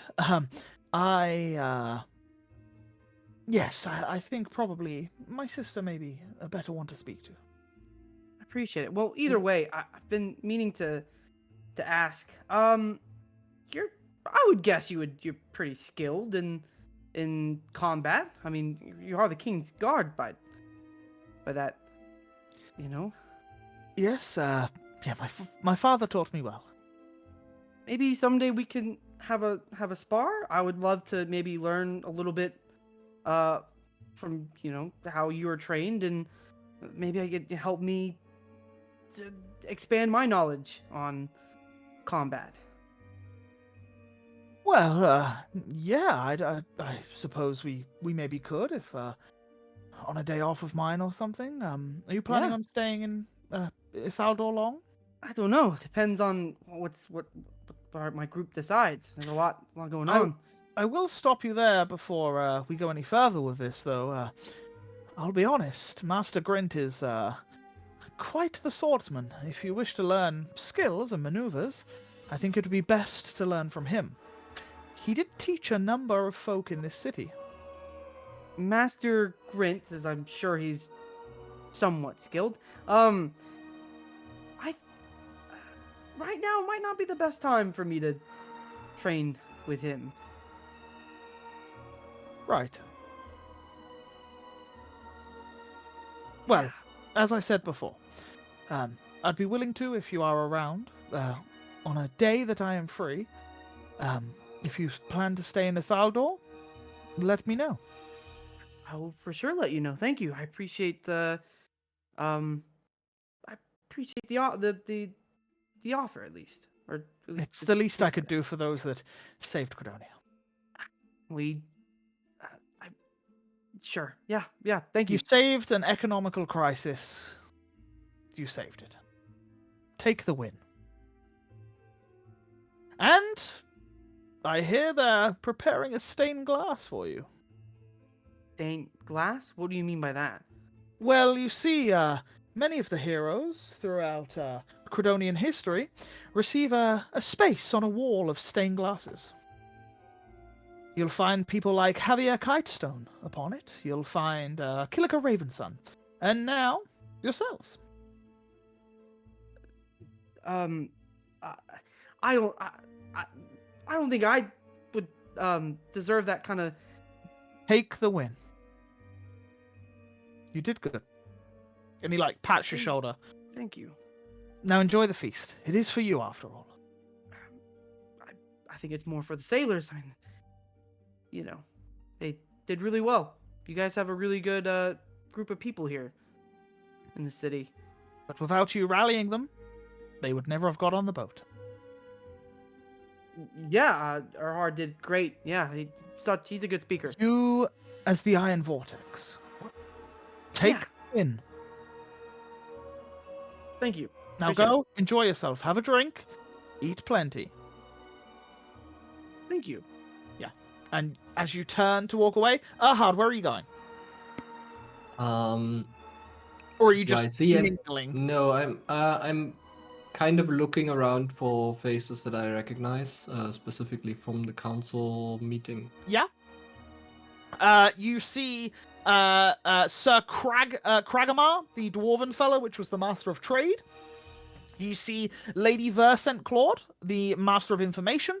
You see Lord Ariasis, the Master of Ships. And you see Lord Tilson, the Master of Coin, and Lord Talson, the Master of Arms. And they're all the ones that are there, and they're just dotted about, just mingling with other folk. Okay. And wherever Towson Twiller is, Ivan is pretty close to him. Okay. Anyone in particular that they mingling with, like that I would. Some of them are mingling with sailors, some are mingling together. It's kind of like everyone is just chatting with everyone before they sit down and have this feast. Okay. You said the Amelia was also at the feast. Yes, Amelia is currently stood speaking to a couple of the sailors off to the right-hand side. And Alexander, after leaving your party, has stormed up to a couple of guards, and he just seems to be ranting something. Is there any, I don't know, entertainment? Currently, and- no. Currently, okay. there is not, no. Okay. I guess I would just mingle, but somewhere to find I don't know, is there caterers or something that offer drinks? Yeah, or there's something? a huge hall table, and food is slowly starting to be brought out to it, and plates are being put down and cutlery. You can see that the feast itself will start soon, but this is just a time where everyone's gathering, mingling, chatting before the feast begins. Okay, I guess I would just walk through the crowd, let people see us, me, whatever as well, and more or less steer closer to wherever the princess is having conversation. Okay. Yeah, you start making your way in that general facility. What are the rest of you doing as you're all congregating together? I am going straight to Lady Emilia Eccleton because I noticed Okay. her from across the room. So You beeline towards her, and as soon as you start making a beeline straight at her, you see her thanking some sailors, and then she looks, sees you coming towards her, and she's like, "Oh, well, I must go." And she turns and faces towards you. Ah, Arcturus. and I'll make this like very official bow, like Lady Eccles. Don't be silly. You don't need to do that. Can I have a spare moment? It's just a short one. By all means. How may I assist you? By the way, thank you and the Iron Vortex for saving us in the Bay of Serpents. Thank you for this economical exchange.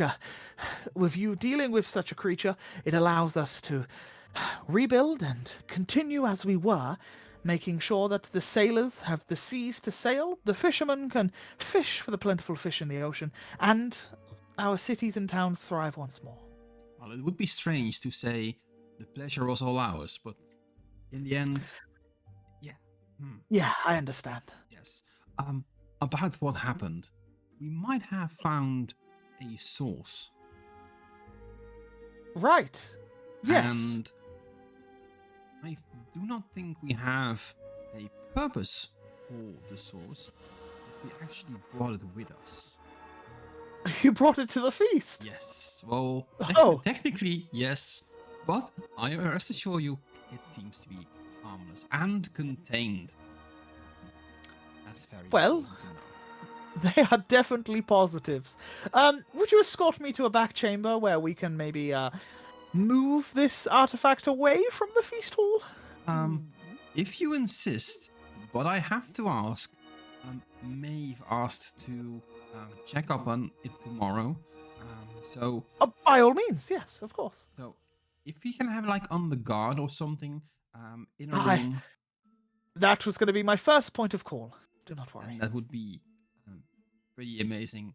And if we can arrange something that Maeve can assess the situation from her nature kind of view tomorrow, that would be splendid as well. By all means, she can come and attend when she wishes. I will allow the guards to give all of the Iron Vortex access.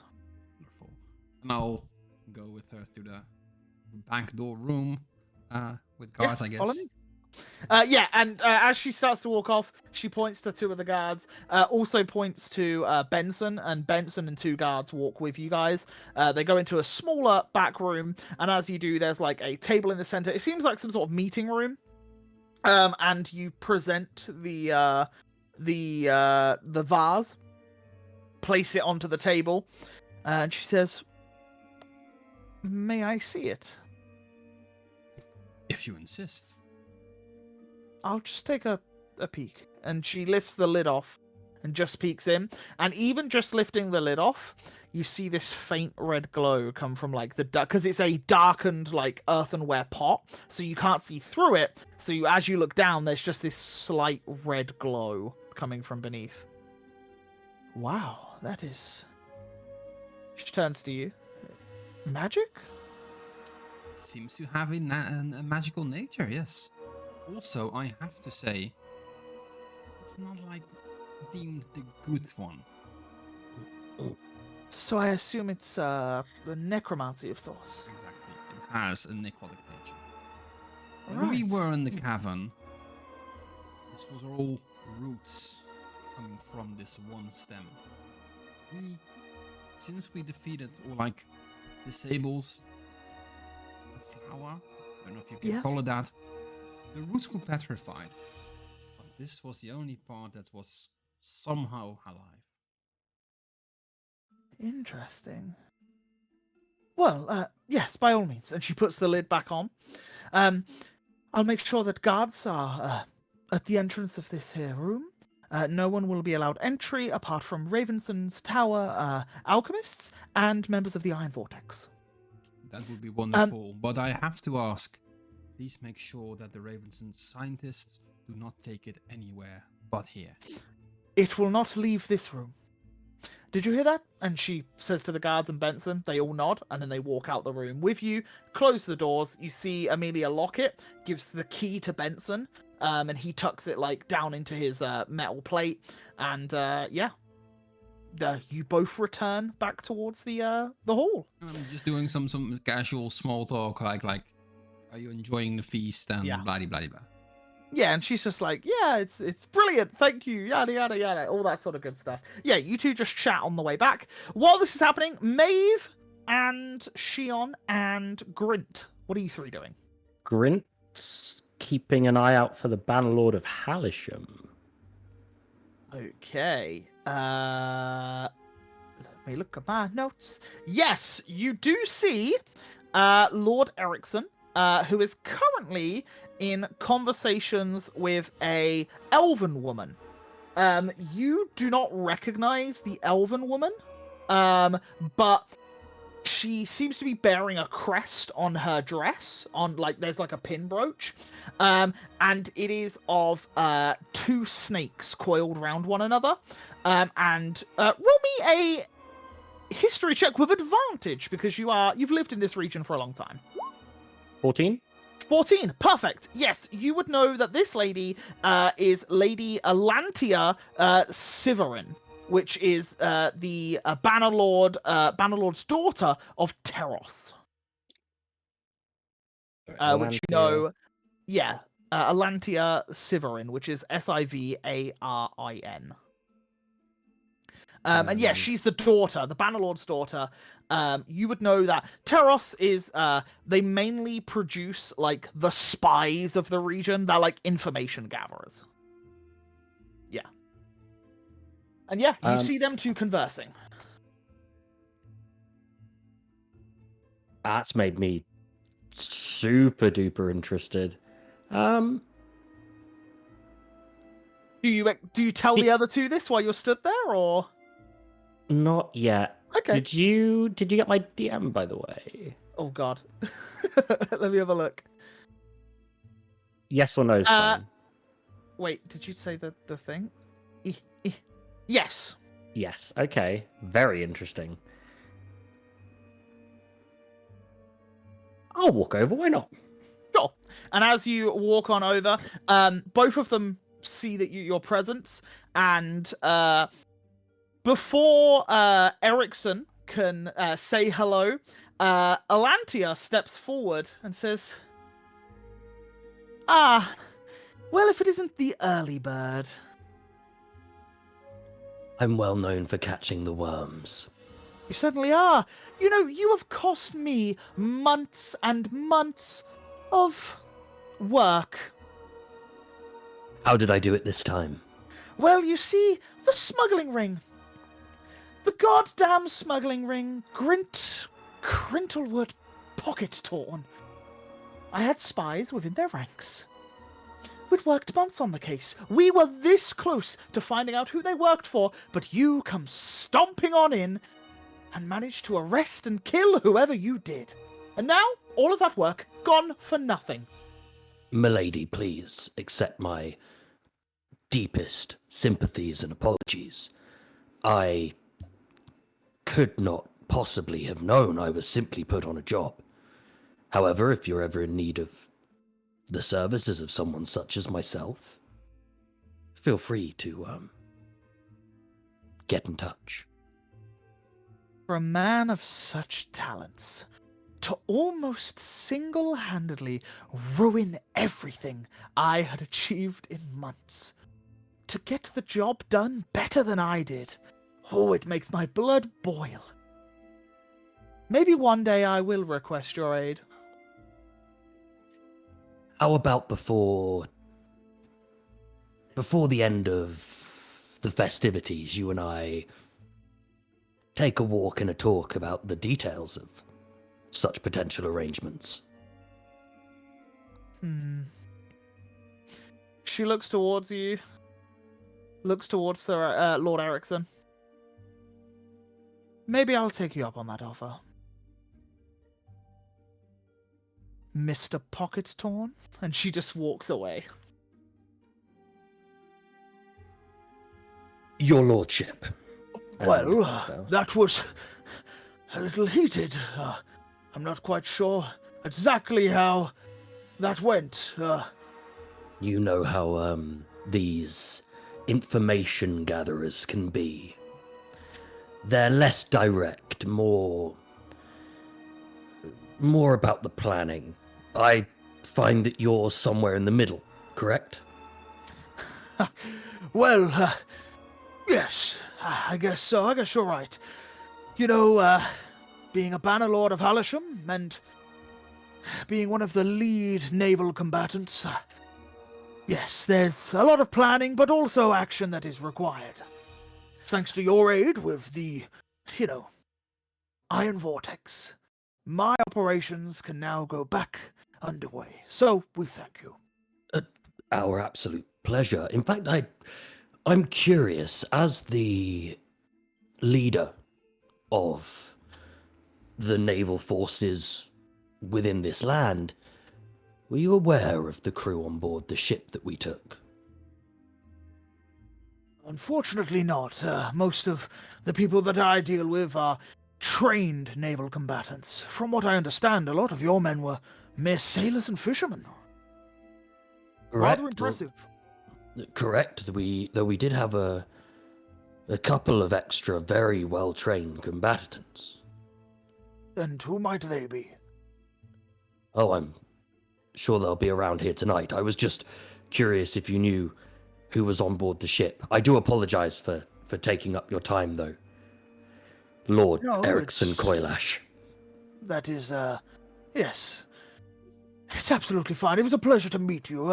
I'd heard a little about your works within, Credonia, but, hadn't seen you in the flesh yet. I do not know of every man, woman, and child that was on board your vessel. Of course, I have the I pleasure just of hope meeting that- them, hopefully. Absolutely, and I'm hoping that if any of them apply to be within your ranks, they will receive at least some sort of special consideration. By all means. Well, as I said, Lord Erickson Koilash, it's been a pleasure. The pleasure's mine, Master Grint. And I'll return to the group. Maeve and Shion, what are you up to? Are you two just stood there, like, bickering? Like, ooh, look at them. Ooh. Like, what are you up to? So as Grint walked away, Maeve would have been like, oh. Yeah. And she would have then turned to Shion. And she would have been like, so is Grint coming with us to Alaska? Because I know we talked about it. Up to him, I guess, but I think it might be wise to wait until he's sober to ask him such things. He might forget. Well, yeah, but when do we leave? Whenever you want, I guess. I Uh, mean, we're still in a hurry. We need to speak to Eliash. Because if we want to go tell Anasta, she can take us there. Yes. You want to go do that right now? No, not right now. I think it'd be weird to leave a feast that they are having for us to cast magic, which they hate. But remind me to do it later. Yes, I will. Plus, I would not want to miss this food. It might be the best we get in a while. Maybe they have mango salad. I know, right? I hope so. And I would be keeping an eye out for Grint at this point afterwards. I'll say at this point, Grint is starting to make his way back to you. So if you want to have that conversation. Is Shion, are you still with me? I'm gonna do something else, but Okay. go ahead. Okay, no, that's fine. I'll just wait for Grint then, awkwardly. We'll do Shion's first, and then we'll come back to you two. So Shion, where are you headed? I am going to the Master of Ships. I forgot his name. What's his name? Yes. The Master of Ships is Ariasis Vespin. Ariasis Vespin. And Gotcha. he's a human gentleman. Gotcha. I'm on my way there. Yeah, and as you head over towards Ariasis, and you see the long, wavy blonde hair, he's got like a very royal blue cloak on with white trimmings and some gold flecks throughout. And as he turns to you, he's like, Shion Loraniel, I believe. Correct, sir. And you, Ariasis Vespin? How Master of Ships? Yes, I am, at least for the council. Myself and Lord Koilash spend quite a lot of time arranging ships that go to and from the bay. You must be very pleased now that business is getting underway again. I certainly am. I think many of us lords and ladies here are extremely pleased with the actions that you have prevailed with. Was there something you needed from me, Shion? I was just wondering, all the ships going in and out of the bay, where do they usually head to? Well, many of the ships would be sailing vessels. We send ships towards Zotish. They have a hidden dockside cavern, which we make supplies with, beings we are in an alliance.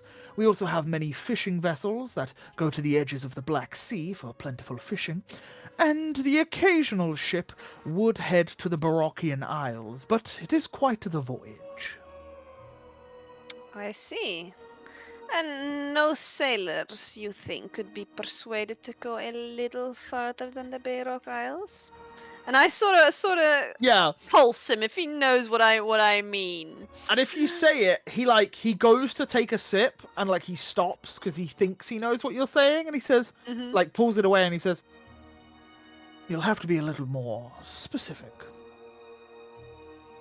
You know, places where ships don't, ships from Veritas don't usually go. Many places do not welcome Veritasian ships. All right, and say what if they did? What if I can pull some strings here and there? Maybe, I don't know, nice Krakadunian gems, or maybe open up some new trade routes to places that were unfamiliar territory. You Before. see, Shion, the problem with trade routes such as this is the way that they harvest these gems. And what do mere sailors have to do with this? They just carry cargo from one place to another. Yes, but who loads the cargo onto the ship, Shion? That depends. Who do you want them to? Ones with less shackles. I think something like that can be arranged. You hold that much sway? I used to, but there is no way of knowing unless I get there. So you're asking for someone to take you there? If possible. If you can find out a way, a crew mad enough. Not right now. Not right now. I have some other arrangements here in Veritas, but should the time come Let's me to just go- say... for me to go back home, Let's just say, Shion, I think you'll want to hear what King Julius Ackleton has to offer. very well. You might not need my help after all. Very well. That's good to know. Thank you very much. He Can I raise smiles. my glass? Yeah, he smiles and then goes to take that sip and watches you as you walk off, and then someone comes over to him and he starts talking to them. Yeah, and as this is happening, we'll come back to Grint and Maeve as the two of you rejoin, and Maeve is looking at you a little I'm ready, to talk. Are you okay, Maeve? As Grind would have walked over, could I have made a judgment of how drunk he is? Sure. Roll me a insight check. And Insight. Grint, you It's an 8. are you trying to hide your levels of drunk now that certain situations have arisen, or are you just do you feel bettering yourself at this moment? Brent was severely sobered up by that situation earlier. Okay, so I will say Yeah, you don't need to make a roll then at this point. Otherwise, if you were lying, it would have been a deception. But yeah, he seems to be walking in a straight line. From your insight, that's about as much as you get. Like, you can't really read him very well. Pretty decent. Hi, Grins. Hi, Maeve. So, what's on the cards for you after this? An advisor? For the royals? I think they have to sort out who's going to be taking over first. It's gonna be, knowing this place, probably a year, maybe more, until that transition starts to take place. Okay.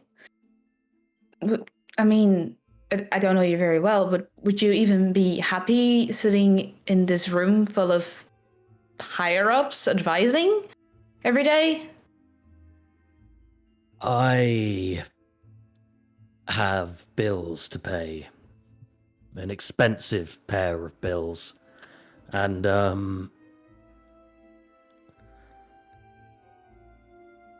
if that's the only way that I can pay them in my current state, the money's helpful. I suppose I'll be trying to get used to it all. You know, it's none of my business why your bills are so high. But we're going probably to Lanesta next. And I know that's where you're from. We tend to make money wherever we go. I don't know why, I don't know how, I still don't quite get the whole currency thing. But I have a shit ton of it and I never know what to do with it. So we haven't really spoke with the party about it, but I did see what you did with the serpent. And I think once we've run it by Andros as well, because there's a bit of tension there, maybe you'd want to join us? At least for Lanesta? I know I have some questions for you just about that place anyway. I have family that I haven't seen in many years in Elenasta.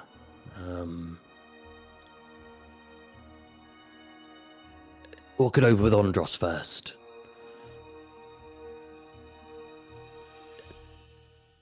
Then let me know a few more details, and at the very least, I used to be a guide. And I could give you a hand in making your way there.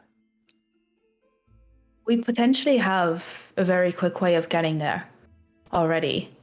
It's also the reason why I'm talking to you about it, because I wasn't sure that if after the feast you would just disappear. We have a friend who can teleport us there. I don't know when, but probably within the next few days, I reckon we would leave Craddock. I would hold your horses on leaving Craddock over the next few days. We have quite the celebrations coming up in, well, 2 days from now. Celebration? Why? For what? It's the... is it Festival of Illumination? Day of Illumination. It's the Day of Illumination. It's something that we like to celebrate here in Craddock. It's one of the biggest celebrations of the year. I've heard stories about it when I was a kid. Wasn't there some ties to Lanesta with that? I think there were ties all over the continent. I'll be honest, my knowledge tends to get hazy on the cultural significance because I get significantly drunk and usually crawl out of my hole in the ground at the crack of dawn and return to it at some point. But it is fun. Okay. So celebration over trying to unite Veritas is what you suggest. I suggest maybe not rushing off.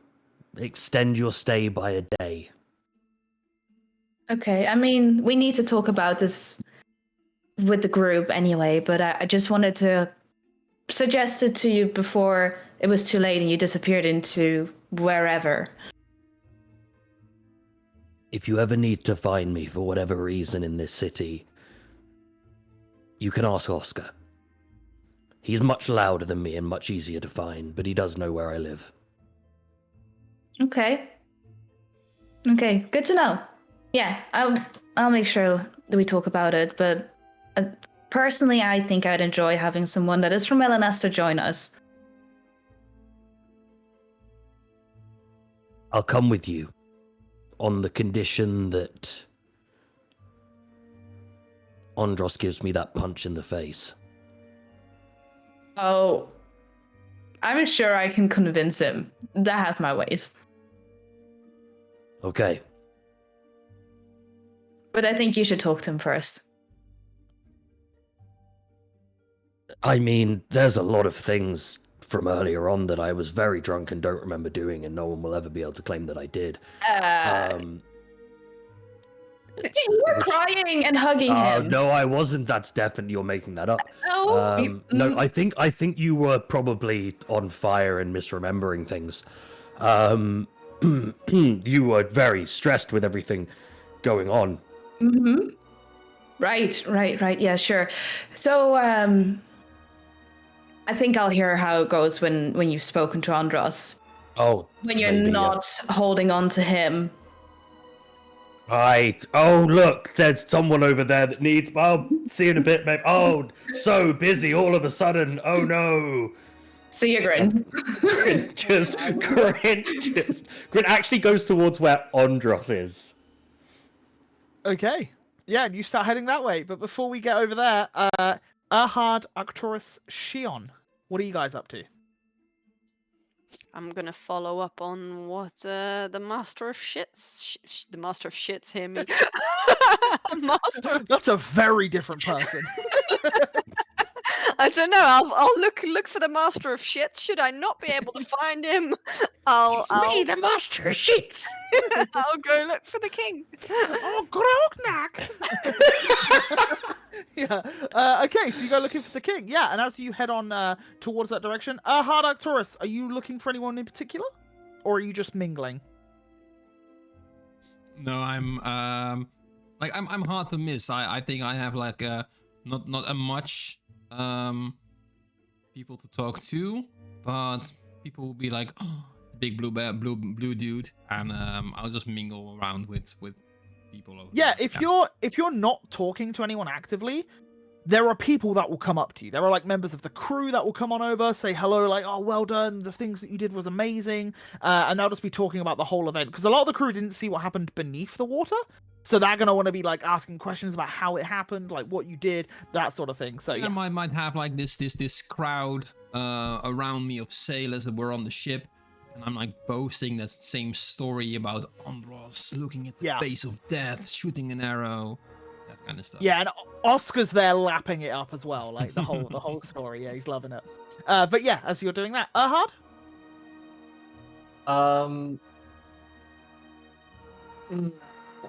I guess. Who do you want to talk to? Yeah. That's the question. If there's no one, then yeah, you can just be mingling. I guess I would mingle for now. Sure. Yeah, you mingle. I'll say that you're in the same sort of circles as Arcturus at this point, just listening to the things and like adding your input to it as well. Shion, then, as you approach towards the king, you see him. He's looking very frail. He's sat down at this point. Like he was stood up for quite a while. Now he's sat down, and you can start to see that the feast is getting pretty much ready to eat. And as he sat down there, and you walk on over to him, he says, "Oh, Shion, it's good to see you. How are you enjoying the feast?" It's lovely. It's lovely. I've been meeting so many people, and everyone has been most kind. I Good. can't wait to enjoy the feast and the rest of the festivities. How are you enjoying it? Well, I am enjoying it, don't get me wrong, but these old bones, not as sociable as they once were. That's understandable. Do you mind if I sit down a bit? Like, By all means. well, I believe congratulations are in order? Finally retiring, or is it with a heavy heart? It won't happen just yet. I do think that it would do some good for the region itself. I think my time is done. But, like I said, it could be a year from now until preparations are fully in swing. Oh, naturally, coronations take a long time. Yes. I will make sure that the region of Credonia is back on its feet before I truly abdicate. At least, let's make sure this economic crisis is over. How do you see the future? Hopefully a bright one. Hopefully one where the youth come up with exhilarating ideas to make old men like myself live in happier times. Any youth in particular? We've talked to both your grandchildren. They seem to have rather opposing views. Now, Shion, you wouldn't be asking me if a grandfather has a favorite, would you? Of course not. It's just something that we noticed that they seem quite different, have different ideas. I'm not asking you which one you favor. He looks towards Amelia's direction. He says, one is very brave, very strong-willed, and very willing to try new things. The other, and he looks towards Alexander, who is shouting at someone bringing in a tray of like snacks. The other is, well, he's a handful, but he's my grandson. He means well, and I truly do think that he thinks he's doing right for the region. Can I roll like an insight or something that like, okay, he's definitely got a favorite even though he doesn't I don't say think you need to roll it. You can tell from that he seems more in line of Amelia taking over than his grandson. You get the sense that he's kind of trying to say Amelia's matured much earlier than he has, and he still has that maturing process to go through. And if that doesn't happen within the next year, he probably doesn't see him to be fit as king. That's the sort of vibe you get from him. Yeah. No,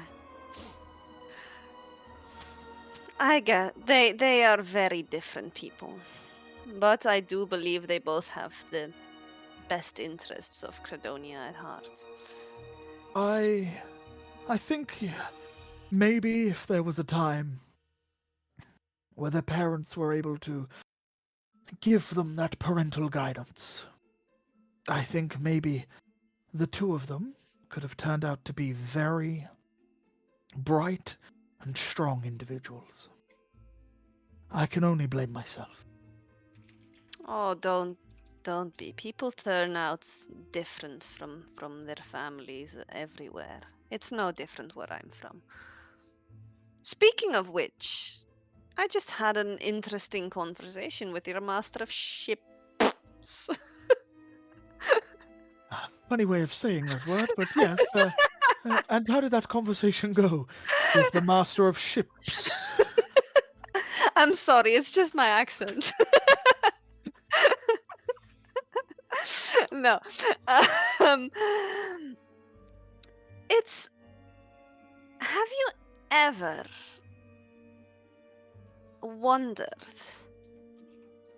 about what it would be like to extend trade to beyond what you were used to?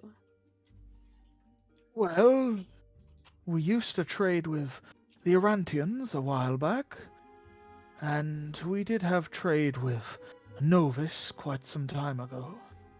Where did you have in mind? I used to hold quite a bit of sway back home, and I've grown fond of this place.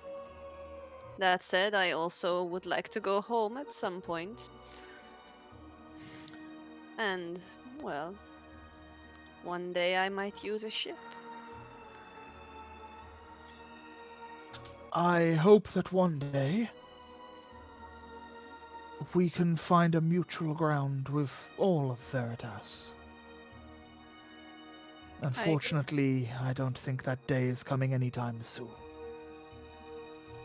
No, At least not in my lifetime. you might be right there. And I sort of look towards both his grandchildren, seeing like, okay, so who would be the most diplomatic out of the two, even though she really knows the answer. Yeah. It's a shame, isn't it, how different we are, and yet we are so alike. Yes, I would have to agree. Our morals may be different, but I think in the end we all want the same thing. Exactly. Well, let's not. I won't bother you any further. Please enjoy the rest of the feast and take care. Thank you for Your Highness. coming to speak to an old man. Of course. And I And, bow. I stand up and I bow. Yeah. And he like nods his head towards you. Yeah, and you step away. And as you do, we will jump to Grint walking over to Andros. You see, Andros is like, he's starting to head where, Amelia is. Like, he's starting to head over that way, just having a conversation with Benson. But then, like, seeing out of his, like, peripherals, Grint heading towards him, I'm, like, taking a very deep breath. Like, I'm like, fuck. Please, none of this depressed shit. You're muted. I'm not gonna hug you this time, don't worry. Hope not. Next time I'll... Never mind, nothing. Punch Are you me at in the least feeling face. better? No, I'm not petty like that. You're feeling better though, right? You're not depressed anymore? There are some things on my mind, but I'm thinking more clearly. One of the things on my mind is the apology that I owe you.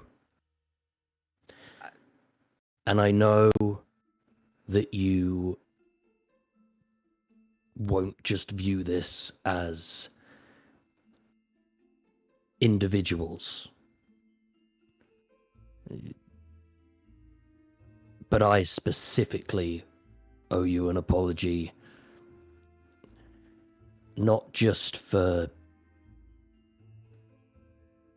assaulting you, but for taking your trust in me for granted. Look, I can't lie and say that I haven't made the best decisions in combat before. I've made my mistakes in the past, and I can't put the act of combat as some reason to hold anything against people. Do I forgive you right now? It's hard to say. I don't know how I feel about it. But I will put it in the back of my mind, as there are more pressing matters for just me and my group to focus on, other than some petty little issues. I mean, what happened happened. I can't change what happened. If that was the case, I wouldn't even be here myself. I'd be home. But you did what you thought was right, and I can't knock you for that. I can't. I mean, I would rather you did knock me. That was definitely something No. that I would like. As my dad used to tell me, is that sometimes in combat, some decisions are made for the betterment of the others. And what decision you made, even though I don't think was the best decision, you did it with the good conscience of my friends, and I can't knock someone for that. Now, my issue isn't with you. the fact that the people I've been traveling with for a while now just kind of let it happen. That's where my issue lies, but I can't fault anybody for that. All I will say is next time you want to speak about corruption, look at yourself in the mirror first when you go to attack one of your own teammates. But Maeve did try to get in the way. It was just the haste that sped me up. Can I ask a different question? sure, When you get the scarab back, how much trouble are you in? that is. And I'm not asking that in a way that means I'm going to stop you or that I'm going to harm you in any way or try to derail any plans that you might have.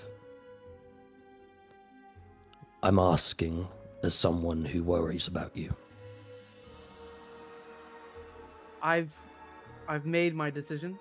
What is happening is all because of me. You don't know much of me at all, but at this point in my life, I just want to at least do something good for the world. And if I can't do anything good for the people I really, really care and love for, then I might as well do something. The power I'm trying to obtain from whatever this lady's offering is mostly to help achieve whatever goal this group has, and that is, well, most of our goals. Some people don't share that same mindset, is to help save the people of Veritas. Kind of always been well, at least for me, was the goal is to help in some way. Whatever happens to me on the afterwards is all me. It's my fault. Should have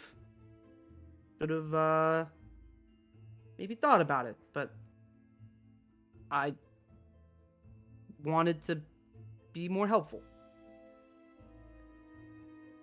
When the moment comes that you need that quick decision making that I made down in that cavern, when that time comes, I owe you one. Feel free to use it. And I tap him on the leg. I don't take things like that of people. All I ask is that moving forward, if for some reason we're with each other, I don't know, now that the serpent's gone, you're going to be an advisor. I don't think we'll have to worry about each other past this point. But if there ever is a thing that, if you can't have my back, at least have their back. You say you don't take these things from people. Well then, do me the favor and the honor of asking me when the time comes. I have some sway around here. You never know what you might need from a tiny little goblin. And as he says this, a woman steps beside you both. Well, I would need a quiet word with one.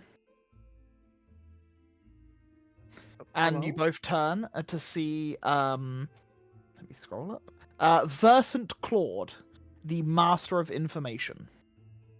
Who are you? Milady, Lady Versant Claude, I believe we met at the King's Court, Andros. We did. We did, This yes. word you need is, I'm assuming, with the future advisor. With a tiny little goblin, as he so put it. Right. Well, I won't keep you too busy. I have my own matters to attend to.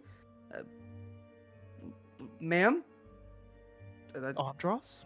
I'd kind of give a little wave to Grit before I Try to slip Grimaces and shakes his head. Master Pocket-Torn, would you mind escorting me to the drinks over there?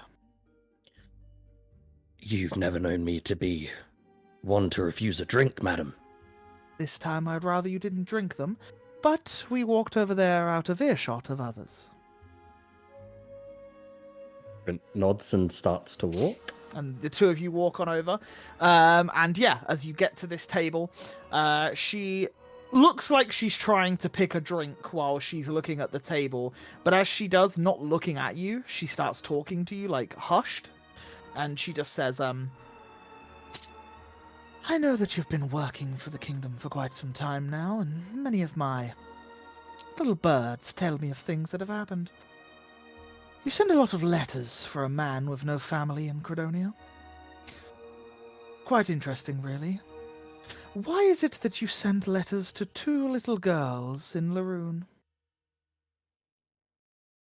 I hope you're not wanting to get your grubby little hands on their hands in marriage, are you? I wouldn't be so worried about things like that, milady. The I've contents heard, of though. those letters hold an awful amount of coin. I've heard, though, that their father is a well-known fighter Yes. across the sea at this time. Kazagan the Brave, I believe, is the name that the letters entail. Interesting. Because they come from Ithaldor. He must be sending them to someone. They must be relaying it. He must be. Strange that they're sending it via a dog. Well, Very unusual. as you know, I don't keep animals in my hovel. I'm fully aware. I would just be careful the next letters that you send. Let me just tell you, Grint. I'm watching you. Is that a threat, milady? No, but I think this pink champagne will do for me. Lovely speaking to you, Grint, my dear. And she walks off. And you're left stood at the table of alcohol. And at this, you're all mingling with the people that you're mingling with, and Grint just stood there with this, like, slight anger and perturbed look on his face at this moment. And as you grab a glass of ale or whatever's nearby, the doors swing open as you just hear from across the hall by the steps, "I'm not missing feast. No, they said whole chicken. I want whole chicken." And as he steps through, you just see these black veins all across his chest and like up his neck. And he just walks on in. I've had 2 baths. No more baths. I want to chill, eat the chicken. And then you see beside him someone that you kind of recognize, but not really because they look very different. As you see Coilash, with her hair down, long down to her lower back, wearing a sparkly purple dress. As she walks on in, "Calm down, Anchor. You'll get your chicken." And the two of them step down the steps. And immediately, Ondros, you're the only... Wait, what's everyone's passive perceptions? Anyone above a 15? 12. I don't think any of you are, but Ondros... Oh, wait, Shion, are you? Yeah, 15, but not above it, but 15. No, that's fine. If you're 15, you see it. You do notice that Lord Erickson Coilash snaps his head towards her direction, and this grimace comes across his face as he clearly recognizes who this is. And that is where we will end tonight's session. As all of this happens, and Coilash enters the room with a riddled Anchor as he's coming on in.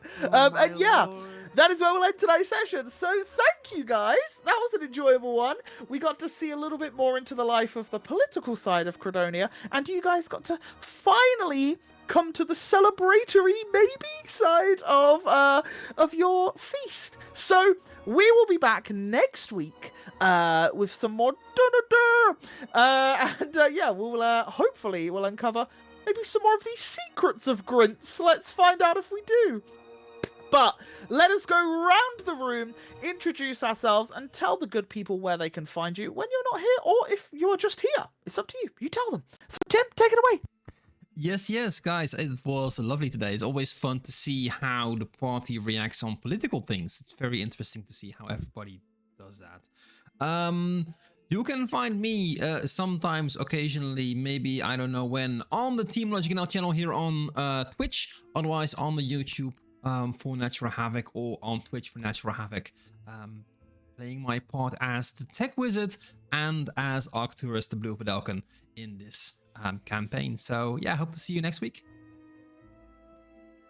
Awesome. And below Arcturus and Tim, we have the Burfendame Boyan. Eagle, take it away. Hello, everybody. I'm Eagle. You can find me over there at the Eagle Outlaw, or more so on YouTube more than anything. And yeah, I'll be doing some stuff there throughout the week, hopefully. And it's been fun, super fun. And sadly, I will not be here next week. Dipping out. Brilliant, thank you. And below Eagle. Pause. Yeah. Socials. Follow the socials. Remember to send the tweets if you like hot mayonnaise, spicy mayonnaise on your cheese fries. Make sure you leave us a little chat in the Discord if you really agree with Grint's decision to knock out Andros, and so forth. Thank you very much. Thank you very much. So far. And below Eagle, we have Smitty. Smitty, take it away. Hello, my name is Smitty. You can find me over on Twitch at Smitty Jane. I'm flying back tomorrow, so I'm back on my setup tomorrow as well, which doesn't mean I'm streaming tomorrow because I get home late. But I am planning to do some streams next week. Not sure what exactly yet, but I've had my little week hiatus, so I feel like I could maybe show my face on the internet again. Brilliant. And to the other side of the screen, we have the newest Natural Havoc member, Resray. I don't get out of character very quickly, and I am genuinely furious right now. And I can't drop it. I'm trying my hardest, but jeez. Hi, I'm Resray. I do streams on the internet. I'll be playing the new Pokemon over the next couple of days, and gonna be streaming that. Gonna be playing that with a few of potentially the boys.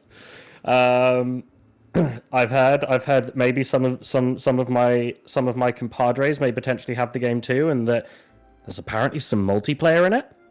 But yeah, you can find me on the Resray channel. Oh, I haven't even announced this on my own stuff yet. I've got a fun stream on Tuesday.